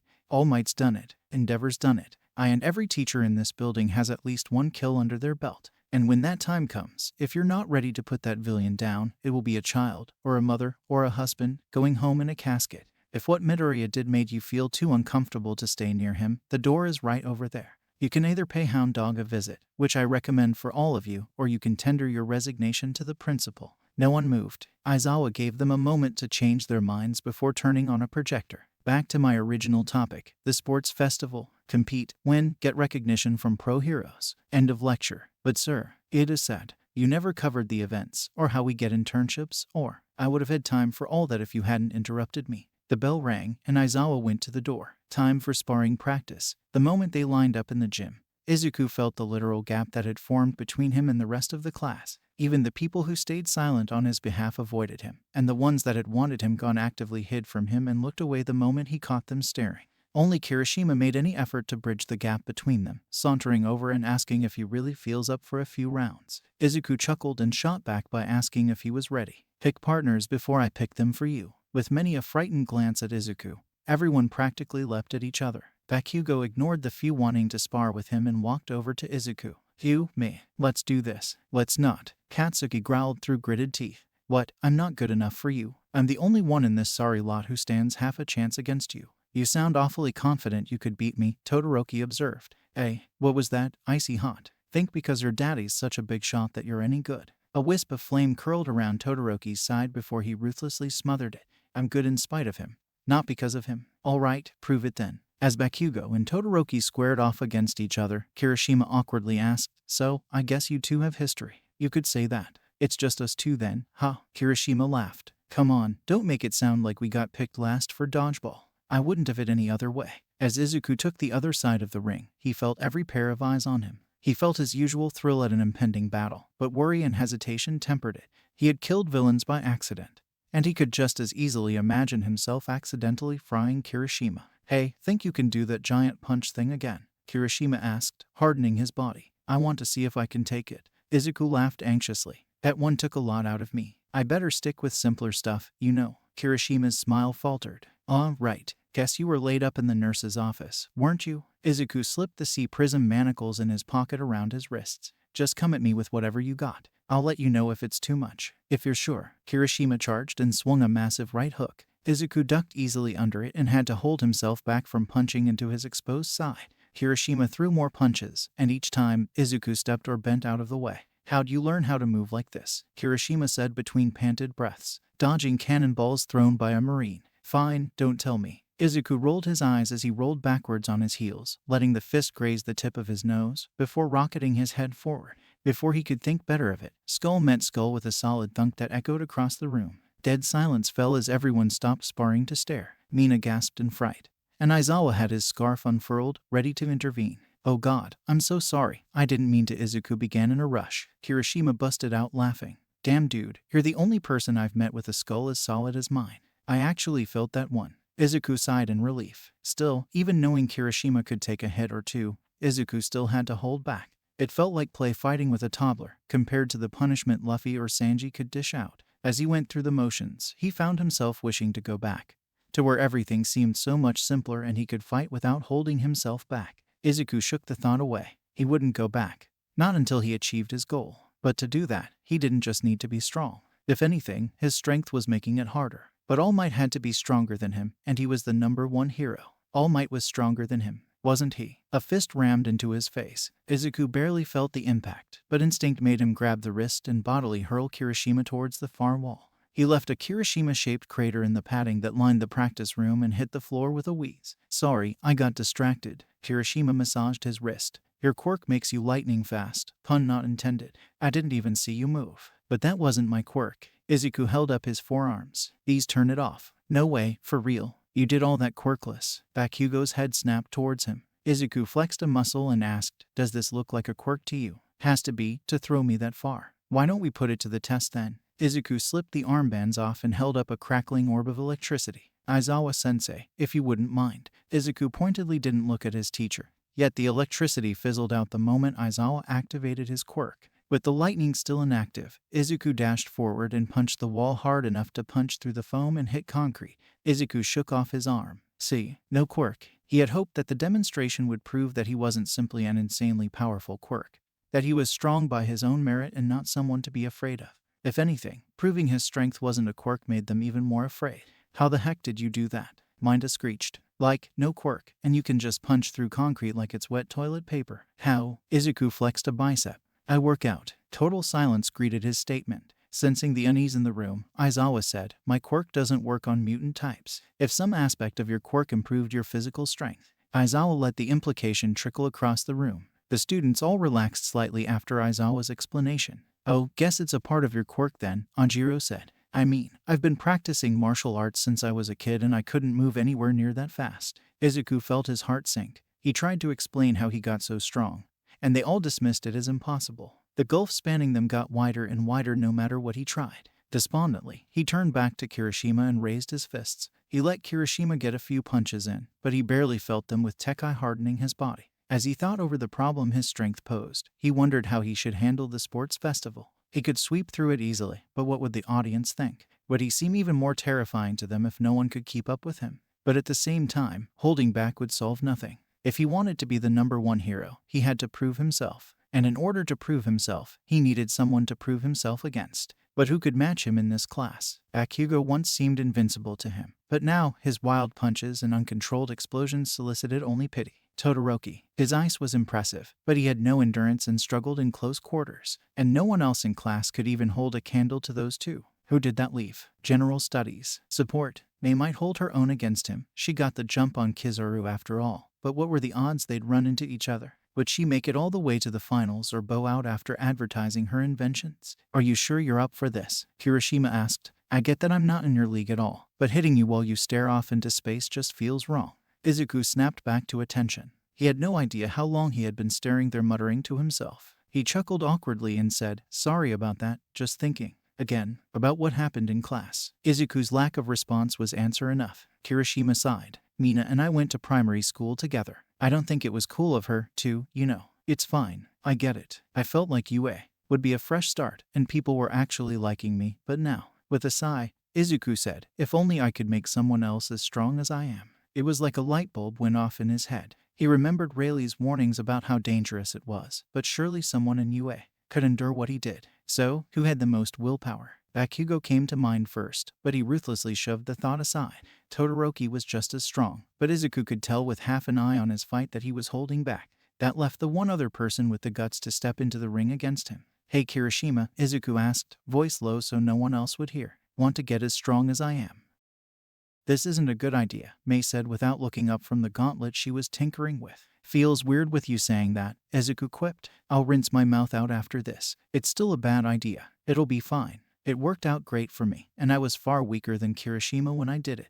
While waiting for Kirishima to arrive, Izuku sampled UA's exercise equipment. He had no idea how to use the more complicated machines, but they had a dumbbell and barbell collection that would have made Zoro greener with envy. Izuku could barely even lift the heaviest ones, with weights measured in fractions of tons, and you needed Crocus to fix you up afterwards. How well do you think the school nurse will take it if you show up with Kirishima dying in your arms? Izuku shuddered when he imagined Recovery Girl's reaction. He could feel the old woman's cane smacking his skull like a pinata. It's not like it'll be that bad. He'll just need food and bed rest. Mei slotted a dial into the gauntlet. When she slipped her arm inside, the metallic fingers curled, and a wisp of flame trailed around her fingertips. We don't even know how it works. What if it doesn't work in this world? Then we could always take Kirishima there. Can't be anything more than the air and the food that makes it work. Well, you should at least let your teacher know you're doing this. I let Aizawa know we were using the gym, Izuku said nervously. And did you maybe mention to him you were planning to work Kirishima down to his literal bones? Izuku experimented with warping his body as he lifted the weight.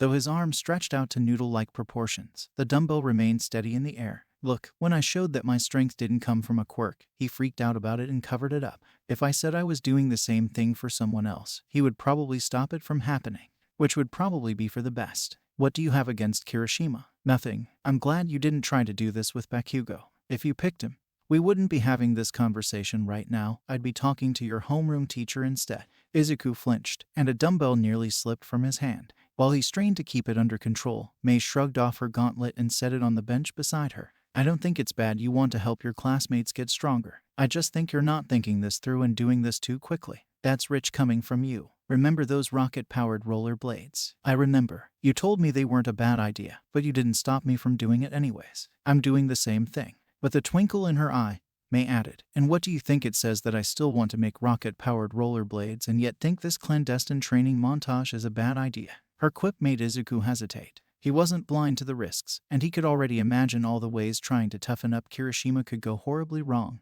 And yet, I'm tired of everyone being afraid of me. I thought people would finally like me, but after the USJ, Mei, they tried to vote me out of the class. It's only been a couple days. They'll settle down once the news blows over. Then there's the sports festival. Izuku set the dumbbells down and took a seat next to Mei. Wana is supposed to be the strongest class, and I don't even need the Rokushiki to beat most of them, let alone this. Sparks danced between his fingers, illuminating his face with flickering green light. Then there's the HPSC, planning to use the event to make me look like a villain and stop me from becoming a hero. Either I hold myself back and look like an asshole for toying with them, or I go all out and get called a brute for stomping them into the dirt. But if there's someone else as strong as I am, someone who can hold their own against me, then I can go all out without worrying.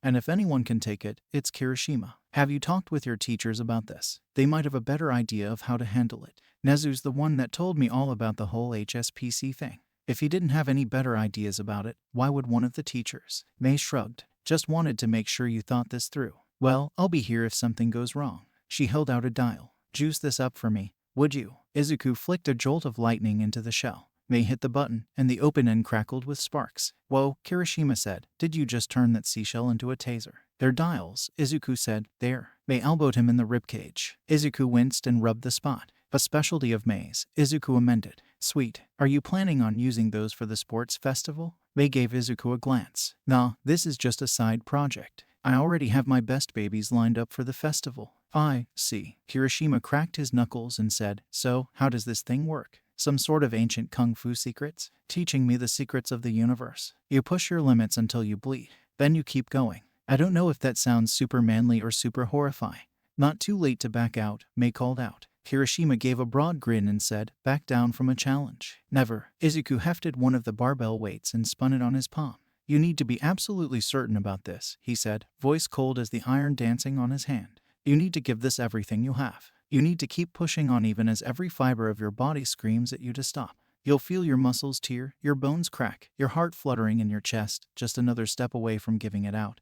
And you'll need to take that step, and another. Can you do that? For a fraction of a second, hesitation flashed across Kirishima's face. Then his resolve hardened, along with his face, and he shouted out, "You bet. I won't let anything stop me from being the manliest hero possible." Izuku crushed the doubt fluttering in his chest. "Then let's get started. We don't have any cannonballs around here, but I saw a video that gave me an idea." The idea in question involved putting barbell weights around Kirishima's arms and legs until he resembled a tubular metal golem. Kirishima sagged with his own weight and iron weighing down his limbs. "Man, this is almost as much as I bench. You're not gonna make me run in this, are you? Just walk from one end of the room to the next." He handed Kirishima a Sharpie and said, "Make a mark every time you make it to a wall." Kirishima nodded resolutely, but his hand struggled to raise high enough to take it. Then he plodded off, making clanking noises with each step. While Kirishima trudged through his first lap, Izuku went back to lifting his own weights. "Do you think I put on enough weight?" Izuku asked. "I think we could fit another set above his knees. Maybe make sure what he's got won't break his kneecaps first." Kirishima raised a trembling arm and made a squiggly line on the wall. "How many of these do I gotta do?" "You'll know when you're done," Izuku said. Mei shook her head. If this was working, he wouldn't have asked. He just has to get into the zone first. It'll happen. For all that Izuku feigned nonchalance and confidence, every fiber of his being felt wired with anxious energy. Even as he curled with one arm and paged through a book with the other, he kept one eye on every ponderous step Kirishima took. His ears caught every clank and scrape of metal, and he felt every flicker of charge coursing through Kirishima's body. Back and forth, Kirishima plodded across the room. His hardened feet left dents and scuff marks on the wooden floor, and the wood groaned piteously beneath his weight. Another mark wriggled down the far wall, followed by another and another. Tally marks crisscrossed each other willy-nilly, spread out wherever Kirishima staggered to, and he didn't even bother trying to group them in bundles of 5. "You put yourself through this?" they asked. "For a whole night. I didn't realize how long it was until I stopped." Kirishima teetered. He tried to flail his arms, but the weight around them kept them drooping towards the floor. Tipping slowly, Kirishima grit his teeth and hardened his legs until his movement crunched to a stop. He stood there, leaning halfway to the left, balanced at the precipice of gravity's pull. The slightest breath of wind would have sent him crashing to the floor, and quite possibly through it. Yet, with a guttural growl, Kirishima shifted his foot, settling his weight firmly beneath his stance. Righted once more, Kirishima clanked for a few more steps and made his 50th mark. He's a hard one to think of support gear for. Mei studied him consideringly. Something to give him range is obvious, but boring. Can't be something worn, not with his quirk. Can his hardened skin withstand fire? Remembering a bout between Kirishima and Bakugo, Izuku said, "A little bit, but he still burns." Mei grunted and turned back to her gauntlet. "Range and mobility, then." "A grappling hook. Reel them in close so he can clobber them." "Mobility won't be an issue once he learns Rokushiki." "If he can learn Rokushiki." Clank, clank, step by ponderous step, Kirishima approached the wall yet again. The Sharpie slammed clumsily into the wall, and it twisted in his grip. Panic flashed across his face as the Sharpie hung precariously at the edge of his fingertips, delicately balanced against the wall. Sweat ran in rivers down his face as he gently eased the marker back into his grip. Mei checked the time. "You should have done this on the weekend. Kirishima's going to be out of it tomorrow." Izuku shook his head. "I tried, but Aizawa wouldn't let me come in without recovery girl on site. He says it's usually never allowed, but Nezu made an exception for me." "Do you think Nezu knows what you're doing?" "I never told him, but I suppose he's smart enough to figure it out." As the faintest hints of dawn reddened the eastern horizon, Kirishima, face haggard, hair hanging limply over his eyes, arms and legs too tired to tremble beneath their burdens, shuffled towards the wall for the 100th time.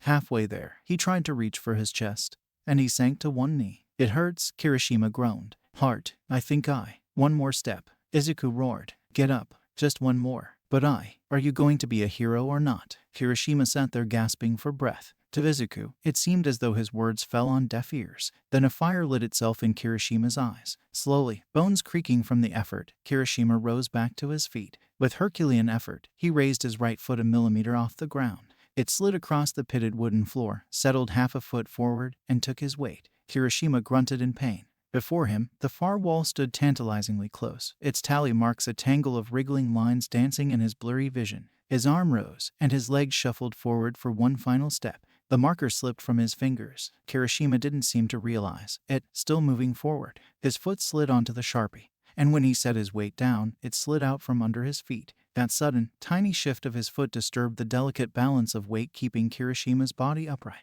The weights twisted his leg awkwardly. An ordinary limb would have handled the strain with the barest twinge of protest. But bones pushed as far as Kirishima's had been, riddled with minuscule cracks and held together through sheer force of will, started to fracture. Izuku felt a shiver of premonition run down his spine. In that instant, he knew Kirishima was a second away from having hamburger for legs. Acting on pure impulse, Izuku lashed out with his lightning. A razor wire of electrons darted through the metal weights, cleaving them in 3 pieces. The shorn metal hit the floor in a shower of clanking metal. Kirishima collapsed, writhing on the floor as every muscle in his body spasmed painfully. Izuku rushed over, frantically searching for any way to help him. He thought about numbing his muscles by temporarily paralyzing the nerves and instantly dismissed the idea. One wrong move, and he could stop his heart. Izuku, they snapped. You need to take him to the nurse. But Izuku let out a deep breath. All right. He carefully cradled Kirishima in his arms and sprinted away. Recovery girl's door was already open, and she had a bed and a sour look of disappointment waiting for him. Nezu filled me in, she said sharply as she splinted Kirishima's legs and forced a painkiller down his throat. And you better believe if I was in charge of this school, you would be off to general studies until you got your head screwed on straight. Got it. Izuku gulped and nodded. Recovery girl sighed and said, It is my understanding that you at least intervened and prevented him from suffering any serious injuries. If you hadn't, well, with him as exhausted as he is, I can't use my quirk on him. Shattered bones while in this state could have ended his career before it even started. So, Izuku, don't do this again. I won't. Good. Now go home and get some sleep. Can I come see him tomorrow? Izuku asked, to make sure he's all right. The nurse's stern expression softened a bit. You may, and you better have an apology ready. I'm sorry. Recovery girl smacked his arm with her cane. For him, Midoriya. Now go home, before I have you join your friend in the other bed. As early as it was in the morning, Izuku felt none of the fatigue that should have come with lifting weights all night. He felt a restless electric hum in his head as he worried over whether or not it worked. He wanted to believe Kirishima had worked as hard as he did, reached the very edge of his exhaustion. So what if he stumbled on the last step? Didn't all that effort mean something? Yet, Izuku couldn't dismiss that lone, niggling doubt that the last step was the most important, that Kirishima had failed a test of character that separated ordinary men from monsters like him. Kirishima had woken up when Izuku finally worked up the nerve to visit him at UA. His arms were bundled in casts, and he had an IV jutting out of his arm. Recovery girl watched with a wary eye while Mei tinkered with a mechanical arm holding a spoon. It did a fine job scooping up kanji, but it had a habit of aiming for Kirishima's eyes instead of his mouth. Hey, Izuku said awkwardly. How do you feel? Kirishima grunted and sat up. Like every muscle in my body got pounded into hamburger, dude. I can literally feel my heart pumping blood through my body with how it hurts. Izuku gritted his teeth. He wanted to believe that Kirishima would be right as rain with some more food in him, but seeing him with sunken eyes and shaking arms, feebly clutching to the blankets, he knew it hadn't worked. I'm sorry. I don't know why it didn't work. It didn't work because it's plain crazy, Recovery girl snapped. Exercise isn't magic. It's like setting an oven at 4,000 degrees Celsius and expecting your cookies done in half a minute.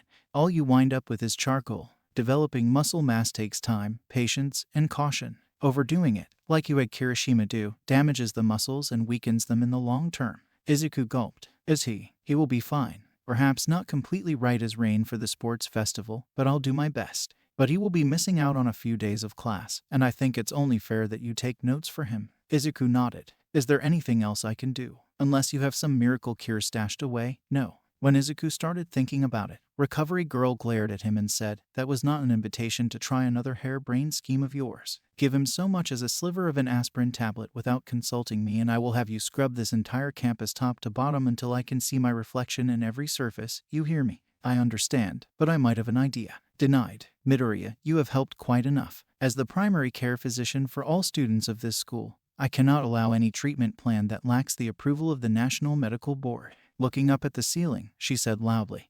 Even if Nezu asked me to. You know, Kirishima said, I kinda want to hear what he. Listening to his ideas got you into that bed. Midoriya acted with the best of intentions, or so I believe, but that doesn't change the results. I hope this teaches you to think a little more critically of other people's ideas, right? Kirishima nodded and settled back into bed. Once she got him another dose of painkiller, she ushered Midoriya out of the room and tapped his shoulder when he turned to leave. People have limits, Midoriya, and pushing past them has long-term consequences. You could have killed Kirishima. Please don't do it again. With those final words of wisdom, Recovery girl went back into the room. Mei stepped past her and walked with Izuku out of the school. Never thought I'd be on this side of a bad idea, she mused. Me either, Izuku groused. I don't get it. Why did it work for me? Different world, different rules, I guess. Seashells spit fire and fruits give quirks. We could always try taking someone else there. They walked on in silence. As they crossed the threshold of UA, as campus, Mei asked, feel like testing out some of my new babies. Izuku disappeared in a flash of lightning.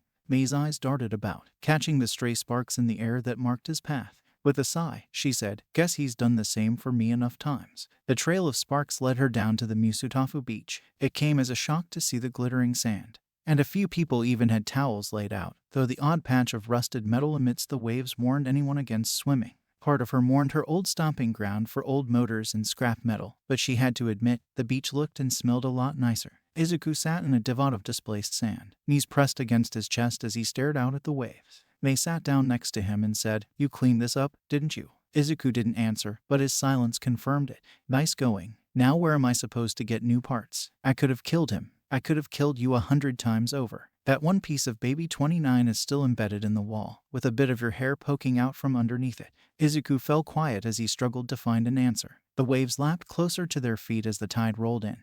Yet Izuku refused to move. "Everything feels so fragile here. If I'm not careful, I could rip a door off its hinges, crush a pencil into splinters, walk clean through a glass window, shatter the ground beneath my feet. I cut my phone's screen with my fingernail the other night, and fried my all-night lamp when I tried to power it myself." He grabbed a handful of sand and squeezed it until he could hear the crackle of quartz grains cracking. "Even the people are fragile. Who am I going to hurt next? Another classmate? My mom? You?" Mei took his hand. "Don't forget, I went there too. I'm not as fragile as I used to be. My dad nearly jumped out of his skin when I lifted a car with one hand to check the transmission." Izuku squeezed her hand, not hard enough to hurt, but hard enough to show her he could if he tried. "You are stronger, but I am something else. Recovery girl said that people have limits, but me, what are my limits? Every day, I can lift more and more weight. I can move faster, hit harder, and take harder hits. None of my classmates can keep up with me. I'm not even sure the teachers can. How long will it be before I'm stronger than All Might? What if I already am?" Izuku opened his hand. Fine powder drifted from his fingers and disappeared into the beach. "If I don't have any limits, then there's no limit to the amount of damage I can do. That also means there's no limit to the amount of good that you can do. You could power the whole city or pull every person out of a burning building before it collapses. If you're worried about doing good, then pick a problem and do something about it. And what if that problem is everyone is afraid of me?" Mei shrugged. "Not much you can do about that besides prove them wrong. So, how are you going to do that?" For a while, Izuku stared out at the horizon. Then he said, "I'll win the sports festival, and I'll do it without hurting a single person. Not a scratch or bruise on them." "All right, then what?" "Then the internship. I'll pick whoever I can that's in the spotlight, taking down villains." He grinned and said, "I'll show them exactly how good of a hero I am." Izuku casually stretched his arms and legs, luxuriating in all the space at the back of the room while most other students jostled closer to the starting line. He eyed the opening, narrow, but more than high enough to slip through over everyone else. He saw Tsuyu and Ochako eyeing that opening as well. For all that he appeared relaxed on the outside, Izuku felt wildly anxious within. He felt all too conscious of the hostile eyes staring him down with impassive disdain from the announcer's booth, the crowds of civilians and heroes in the stands silently judging him, and Midnight eyeing him with worry as she explained the rules of the race to the audience. Taking a deep breath, Izuku reminded himself of his plan. Don't hurt anyone. Don't show off. Win, simple, gives the announcers as little to work with as possible without compromising his promise. The moment Midnight called a start to the race, ice rushed across the floor, sticking most people in place. A few had leapt in time, and others were strong enough to pull themselves free. Izuku had darted past the giant robots before the ice had left Todoroki's shoe, limiting himself to Jeppo and Sora. Izuku ignored the narrow beams and stony platforms entirely in favor of hopping across the air. He could have done the same for the minefield, or simply blow up the mines with a shockwave, but instead, he sprinted through, nimbly dodging every faint electrical signal in the ground. Before he reached the finish line, a loud crash made him look back. A zero-pointer, frozen over, tipped precariously over the race course. Izuku flickered into lightning and covered the distance in the blink of an eye. He materialized beneath the giant robot, hands outstretched. To his surprise, the robot felt a lot lighter than it looked, and Midoriya turned back around at the finish line. "The UA," announcer called out. "Looks like he thinks so little of his fellow students that he feels the need to lap them to show off." Izuku kicked himself for ruining his own plan, but it didn't stop him from lifting the robot higher. "Hey, thanks for the save, man." Kirishima gently slapped him on the back. "Wasn't sure if my quirk would hold up against that. You would have been fine. I think they made these lighter so nobody would get hurt." "Huh, makes sense." Kirishima kept running, and others ran under the robot as well. Izuku kept holding it up, waiting for everyone to pass so he could set it down. One student, however, stayed under the robot. "Aren't you going to race?" Izuku asked. Monoma smiled. Oh, but I am. The way I see it, 1B stands no chance of victory so long as you remain in the competition. He spread his arms wide and said, so long as you aren't able to finish the race, I win. Izuku grinned back. Guess I'll have to win while holding this robot then. Monoma's jaw went slack as Izuku raised the rest of the robot off the ground and started running. He couldn't even soar with that much weight, much less Jeppo, and there was no way the beams would support the robot's weight, but the chasm offered a solution to Izuku's robot problem. He hurled the robot into the pit, collapsing a pillar in the process, and leapt across it to the other side. Todoroki and Bakugo were neck and neck, plowing through the mines, just a handful of steps from victory, when a verdant streak of lightning darted between them. And despite fooling around as much as he did, Midoriya still won the race. One has to wonder what UA intends to do about his arrogant attitude. The applause was lukewarm at best. Izuku decided it could have been worse. Once they announced how many points he would have around his headband for the next round, Bakugo wasn't the only one glaring. He had a whole crowd fighting to be on his team, but he parted them simply by walking up to Mei. Think your babies can take on the whole school? Mei grinned. You know they can. Amidst the sea of pleading faces, Kirishima stood awkwardly towards the back. Izuku hopped over to him and said, you want in? We'll be fighting everyone here. Kirishima slammed his fists together. Bring it on. Izuku hunted for a fourth member. He had half the hero students jockeying closer to him, with Minta at the front. A part of him wanted to take Todoroki, but he already had a group of his own. Ajiro and Shoji also had teams, leaving him without any palatable options. In the fringes of the crowd, he saw a scruffy-haired Gen Ed student he vaguely recognized not eyeing him, but the people in the periphery of the crowd, figuring it was better than nothing.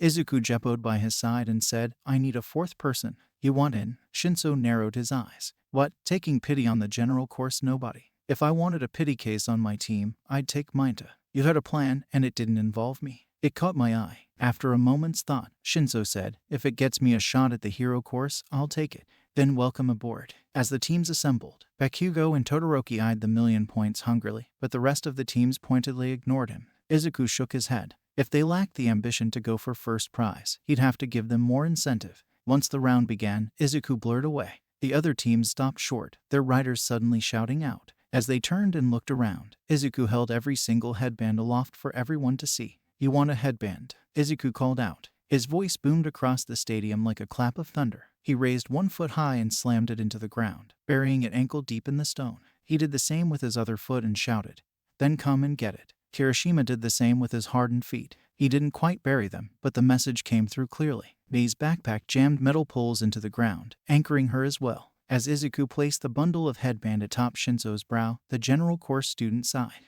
Well, can't complain I won't get enough attention. And would you look at that? The announcer shouted. Midoriya isn't content with his 1,000,000 points, he wants all of them. But it seems like he bit off more than he could chew. The crowd seemed hesitant, unsure whether to cheer or to boo. The stadium hung in silence, every group eyeing the mountain of headbands guarded by Midoriya, yet none willing to make the first move. Bakugo's explosions broke the silence. He came charging through the air, screaming at the top of his lungs. They unsheathed her ironclad sword, modified from their winnings in Skypia. Gray vapor billowed at the end of the hilt and formed a long, flat club. Mei flicked her wrist, and the cloud batted Bakugo back at his teammates like a giant tennis racket. Ice barreled towards Kirishima. Izuku lashed out with his lightning, and the two elements clashed on the ground. Ice shattered into a fine powder, and the electricity kept rushing forward. Kaminari blocked the attack with his own electricity, shorting himself out in the process. Kirishima struggled as vines wrapped around his feet. A little help here, he shouted. Mei threw him a dial. Fire shot from the end, torching the vines while only leaving scorch marks on his hardened skin. Kirishima flicked the device forward, and a tongue of flame halted Tsuyu's own tongue in its tracks. Two horns soared overhead, darting for the headbands. Izuku batted them aside with lightning, and Pony yelped when she felt the shock. Manga's kanji got blasted apart when Mei pulled out a miniature railgun, and Kirishima held his ground against a combined barrage of scales and blades. Shinso ducked as fire and shadows leapt for him. Can't exactly use my quirk like this, and that is. Shinso hesitated, unwilling to reveal his secret. In his distraction, Dark Shadow grabbed a headband and snuck back to Takoyami. I got it. The phantom quirk crowed. Let's book it before they figure out I took the sentient quirk froze when it saw the number, with significantly fewer digits than it thought. But I thought Izuku met the quirk's eyes as he passed the 1,000,000-point headband back to Shinso, and he winked. The cavalry battle devolved into a sluggish melee as all the competing teams either chased after Takoyami's group or hounded closer to Izuku's group, scenting blood in the water with that first loss of a headband. Tsuyu had better luck sneaking her tongue past Izuku a second time. But otherwise, between Mei's gadgets, Kirishima's stalwart defense, and Izuku's flickers of lightning, no one else came close. As the last remaining seconds ticked by, a massive explosion rocked the stadium.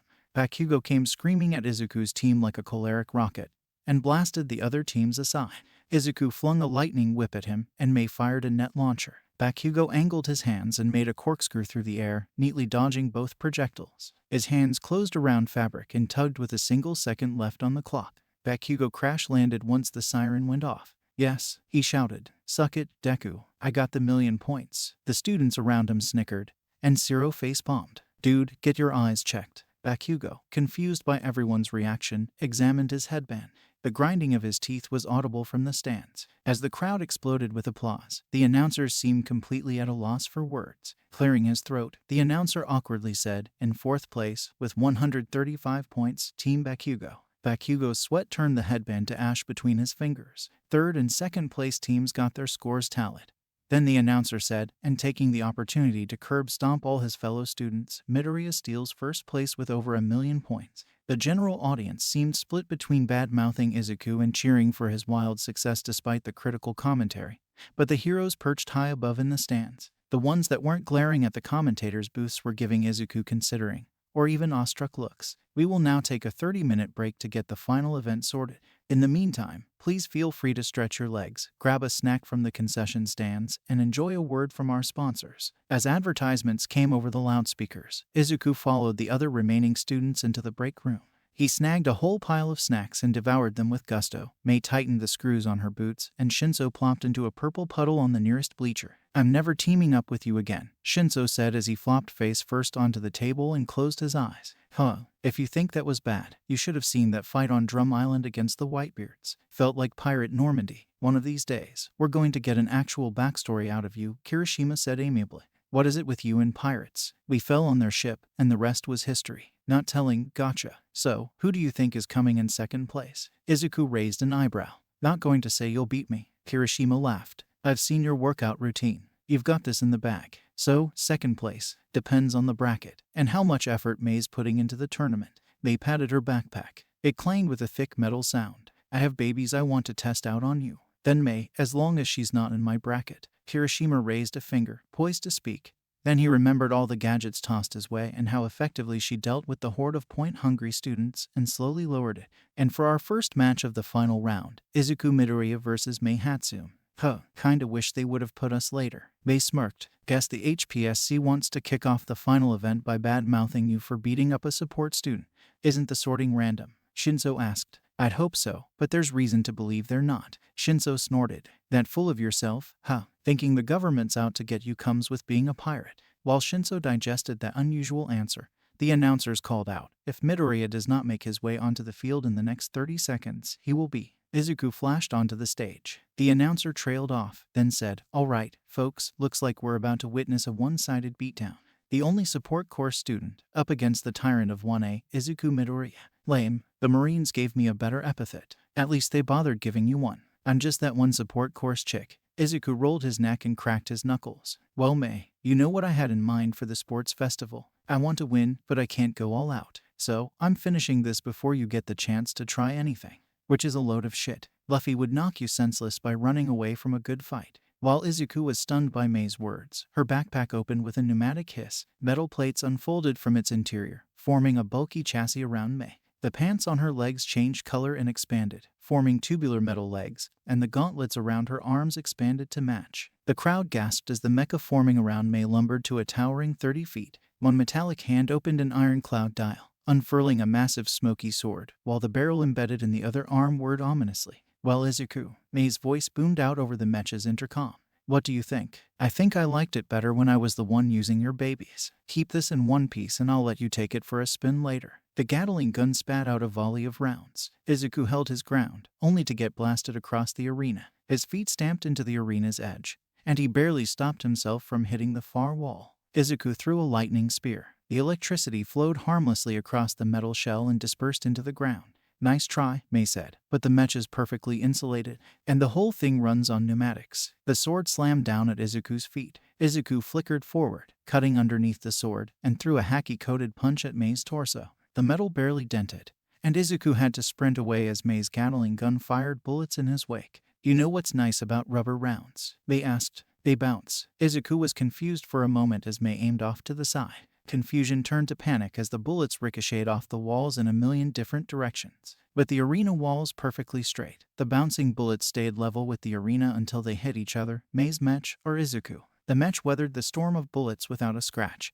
But even with the bullets bleeding energy through the air and walls, they still had enough punch to leave bruises on Izuku's arms and chest. Izuku dropped, avoiding the worst of the bullet spread. But Mei simply swept her cloud sword along the ground. Izuku went flying into the air and dodged aside as Mei kept firing at him. You're bound to run out of bullets sooner or later. Yeah, but that's the beauty of rubber rounds. They're very easy to reuse. The iron cloud swept along the ground again, this time scooping up discarded rubber bullets and dumping them into a hatch on the back of her mech.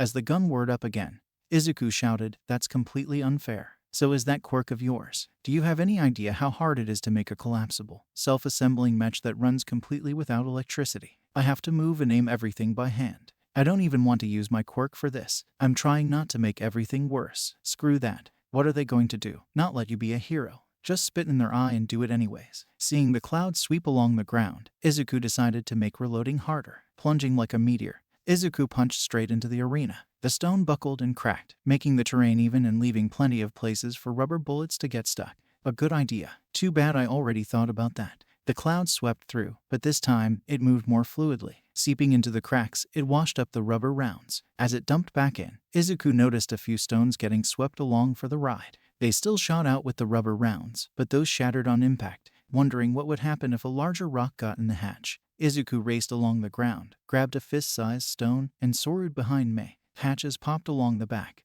and rubber nets leapt with a pneumatic hiss, but Izuku wove the stone past her defenses and into the hatch a second before it closed. Mei fired another burst of rounds, but the barrel made a clunking sound as the stone got caught. Izuku victoriously pumped a fist, but Mei simply pulled a lever, trying to jam up the Gatling gun. Mei asked, "Guess I'll use the artillery then." The barrel widened, caught with his pants down. Izuku braced his legs into the ground and channeled haki into his chest. A deafening boom rocked the stadium as a large rubber ball broke the sound barrier and slammed into Izuku. The arena split in half from the force, pushing one cracked slab off the raised platform, and a cloud of dust rose where Izuku had stood. Mei searched the arena. She looked high and checked below, hunting for any stray spark. "Don't tell me you'd rather throw in the towel than show off a little? You're not that little Deku anymore, Izuku. You didn't let the world government bully you around, so why let some stupid little hero management paper pushers make you hide?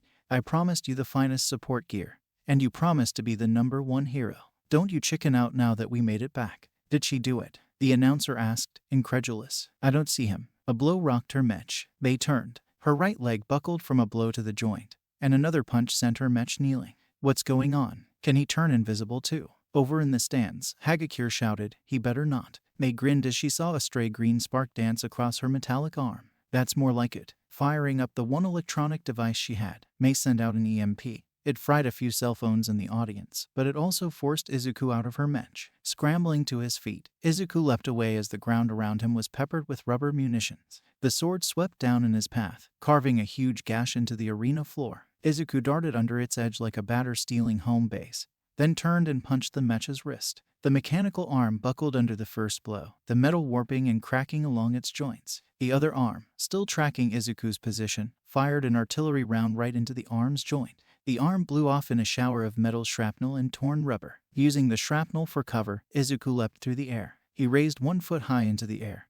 and he kicked down with the other, propelling himself beyond terminal velocity. "Thanks, Mei. I think you're right about not hiding, but even this can't make me go all out." Bolt kick. With a clap of thunder, Izuku's haki-coated leg slammed into the mech's left shoulder. The arm remained intact, but the rhythmic purring of the gun's barrel guttered to a stop as the pinched tubing jammed its internal components. Bereft of both arms, Mei lashed out with a leg as Izuku righted himself. Its rubber-tipped toes caved in Izuku's chest and sent him careening across the arena. As he bounced across the broken stone, Izuku dug his fingers into a crevice. His body stretched out like taffy, until he snapped back together with a static crackle. The eyes on Mei's mech lit up. Izuku yelped as a laser beam turned the stone to slag. "You put laser eyes on it," Izuku shouted. "Of course I did. What kind of mech doesn't have laser eyes?" Dodging the criss-crossing beams of death and getting Vietnam-style flashbacks of Kizaru in the process, Izuku slingshotting himself forward. He threw a punch straight through the Mech's glass viewing port and grabbed Mei by her shirt. Taking care to avoid the jagged shards of glass, Izuku dragged her out and held her out over the side of the arena.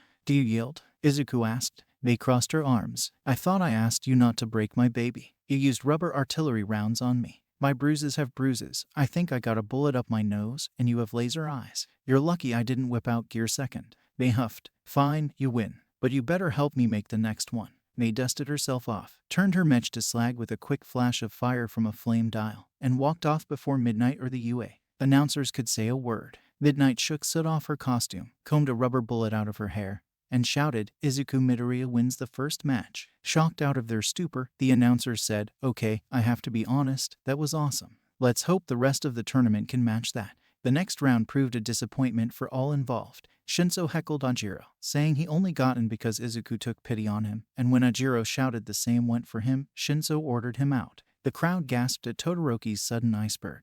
But even that spectacle paled before the giant robot fight. The other fights would have drawn attention on any other year, but a giant match in an iceberg proved tough acts to follow. The crowd got another splash of excitement when Todoroki entombed Izuku in an even bigger iceberg. The announcers had a glimmer of hope proclaiming the tyrant's fall before the iceberg cracked in half. He made the ice quake with swings of his fist that would have made Whitebeard proud. By the time Izuku smashed his way across the reforged arena, Todoroki was shivering, blue-lipped, and ready to pass out. Ada got clotheslined before his engines fired up. Bakugo, ready for a glorious battle for first place, got off a single explosion before he had his legs swept out from under him, his hands twisted so his palms pressed against his own back, and Izuku's knee pinning him to the arena floor. As Izuku stood atop the podium and accepted the gold medal from All Might, the cheap, flimsy award felt hollow in his hands. Aside from his fight with Mei, he never broke a sweat, and he crushed everyone else that came against him. None of his classmates ever stood a chance. So, waving with a smile plastered on his face to the board and half-hearted applause of the audience, Izuku turned his attention higher, to the heroes perched in the upper seats. He got nods of respect from Best Jeanist and Ed Shot, speculative gazes from Ryukyu, Gang Orca and Endeavor. One hero, however, drew his gaze the longest. Muriku grinned down at him with a wild gaze in her eyes. As Izuku looked back, he thought she would have fit right in on the Oro Jackson.